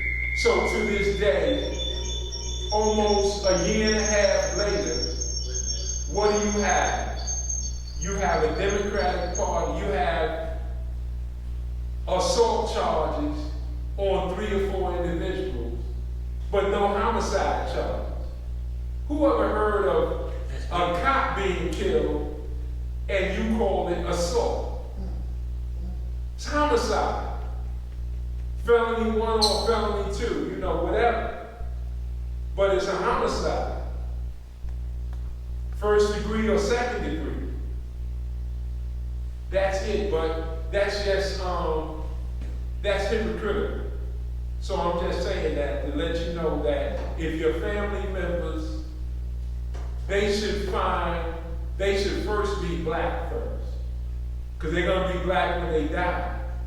You might as well live it, because you certainly gonna die black. And in that meantime, if you see the Democratic protocols, the plans A through Z, and you don't see you in it, why would you put and go all out for something and you don't see you in it? Yes, brother. Brother Warren, yeah, I know this is somewhat related to these clowns. The Boule, who are they and how they have impacted us for years? The Boule is an organization that's been around over 110 years or more. They've been around since the early 1900s. They are secret. They are a protectorate of Skull and Bones. Skull and Bones is a white, primarily Ivy League organization, mainly at Yale grads who pledge to that, and they become taken care of for life. They have enormous influence. Skull and Bones is like a subordinate to that organization and organizations like that. They will never have a poor day in their life, but there's a price for that. Skull and Bones is the black. They have Greek letters. They have a fraternity among themselves, and they have been known to have black governors, black U.S. senators, black mayors, people in business. They do business with on the highest levels. They are Boule, but they take orders. You know, there's some people, what's his name from Texas, the congressman, Leland, was reported to be a Boule that did not take orders. He was trying to feed people in Africa, and his plane ran into a mountain that's been there for millions of years. So, if you don't follow orders, there are things that's bound to happen to you. It is rumored that Dr. Martin Luther King Jr. was Boule. And even though he went to, primarily black traditional colleges, in any event, whether it's Crozier or wherever, you can become Boule without necessarily being around a lot of white colleges. But in any event, he is rumored to have been that, and certainly Wilder from Virginia, the former governor. There are quite a few individuals you can point to that are Boule. They're all over the country, they do well, but they pledge themselves to protect white supremacy. And that's the downside. Could they put you on the board of a Fortune 500 company? Yeah, they do that with a phone call. They pick up the phone, you got a good job for life. But at what cost? Anybody from the Zoom got a question? Was that Ron Brown that he was talking about? Ron Brown? Plane crash. You said something about it, someone, had a plane crash? No, that was Mickey Leland. I'm sorry? Mickey Leland, I think he was Houston, Texas. Oh. Okay. He was a congressman. And it was embarrassing America because he was trying to feed people in Africa. Okay, Zoom audience, anybody got a question? Any of the members of the Zoom? Claude, question? My question is to the brother. How does, as you mentioned Malcolm, you mentioned Elijah, and you mentioned the nation and Muslim America, how does the faith tradition figure into our strategy of encountering or getting our own self-independence or our own hospitals, our own groceries? How does our own party, our own, what do you say? Because Malcolm said it like this. He said, Democrat, Republican, they're two wings of the same bird. So, Right, Malcolm always said, put your religion, check it at the door. In other words, Malcolm said, if your religion ain't doing you nothing, if your religion is preventing you from fighting to be the man or woman that you're supposed to be, get rid of it. yeah, right. If your image of that religion does not reflect you, Hold up, Claude, hold up. Let him answer, hold up. Yeah. if the image of that religion does not reflect your bosom interest, then he's saying that, you put that to the side, or put that in the closet somewhere. So I'm just saying that they have done such a job on so many religious leaders. They have made some preachers, evangelists, they made them where they're on TV daily, and they have big congregations. They've given them, but they preach the pie in the sky stuff. They preach personal salvation, and they're not preaching what would be called liberation. They're not preaching what would be called liberation theology, where a part of your fight for human dignity, for freedom and justice, you would find those principles in your religion. Absolutely. And if you can't find them in a religion, put it to the side. Okay, Claude, you said that wasn't your question. Specifically, My question. give him the question, Claude. Yeah, my question is, how does the faith traditions figure into our strategy of liberation? Well, I think that collectively, the members have to demand more of their leaders. We have leaders in the church that tell their congregation they need an updated jet. There was a leader, and you know his name, well, his name is long, it's no secret, who was manipulating young boys. He liked young boys and was doing young boys, and he was in turn supported by the church. I mean, how do you support somebody that's going against the principles of your faith? When the man is supposed to be with a woman's supposed to be with a man, and the man should not be with a little underage boy. I mean, how do you somehow support him as your pastor and yet keep your principles of Christianity? There's a conflict there, and you got to choose. So we got to make better choices. And everybody that can preach and put on a show in a church is not a leader of men. A leader of men should be earned. So I know preachers like to pass on their church to their sons, and then their sons to their sons. Sometimes you get it wrong. Now, Adam Clayton Powell Sr. got it right when he passed his church on to Adam Clayton Powell Jr. But there are situations where it was the wrong thing, and that person manipulated, cajoled, and was in the end was just deceived with the power he was given. But that's being done.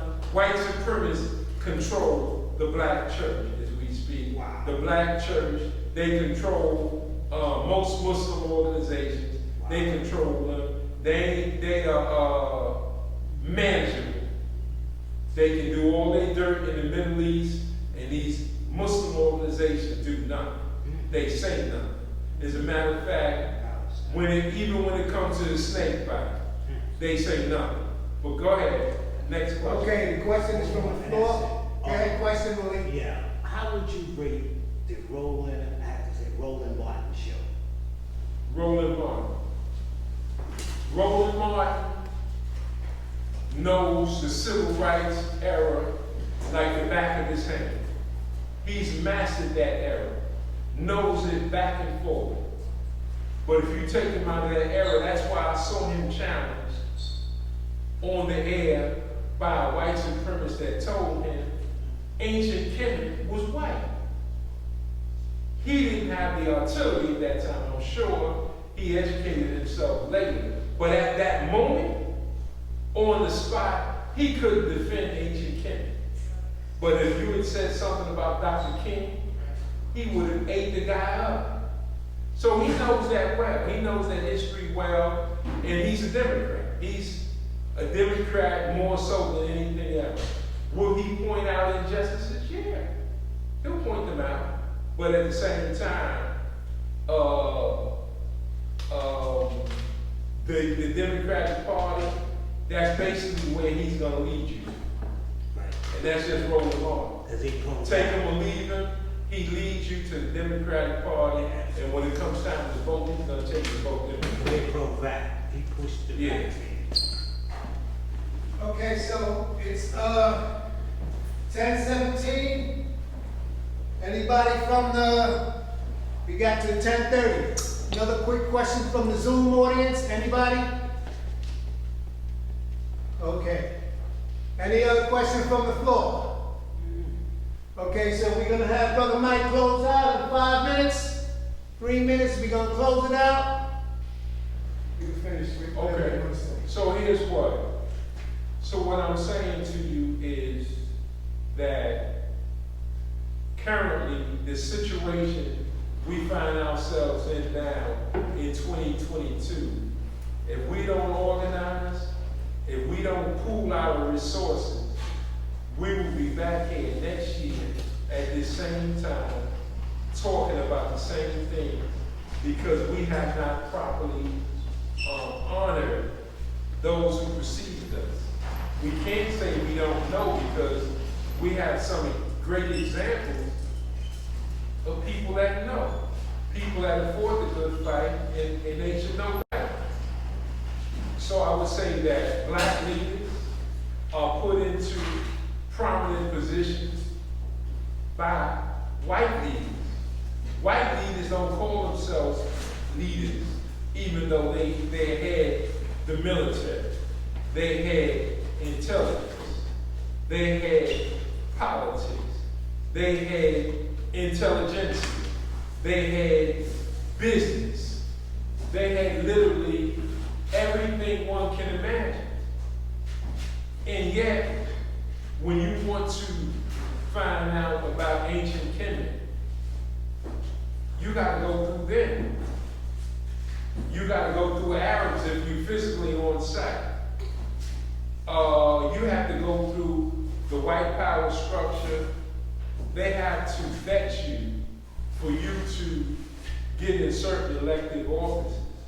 So I'm saying that to say that our people intuitively understand what a consensus candidate is. A consensus candidate would be someone who we know has not gotten in into any fights with the white power structure.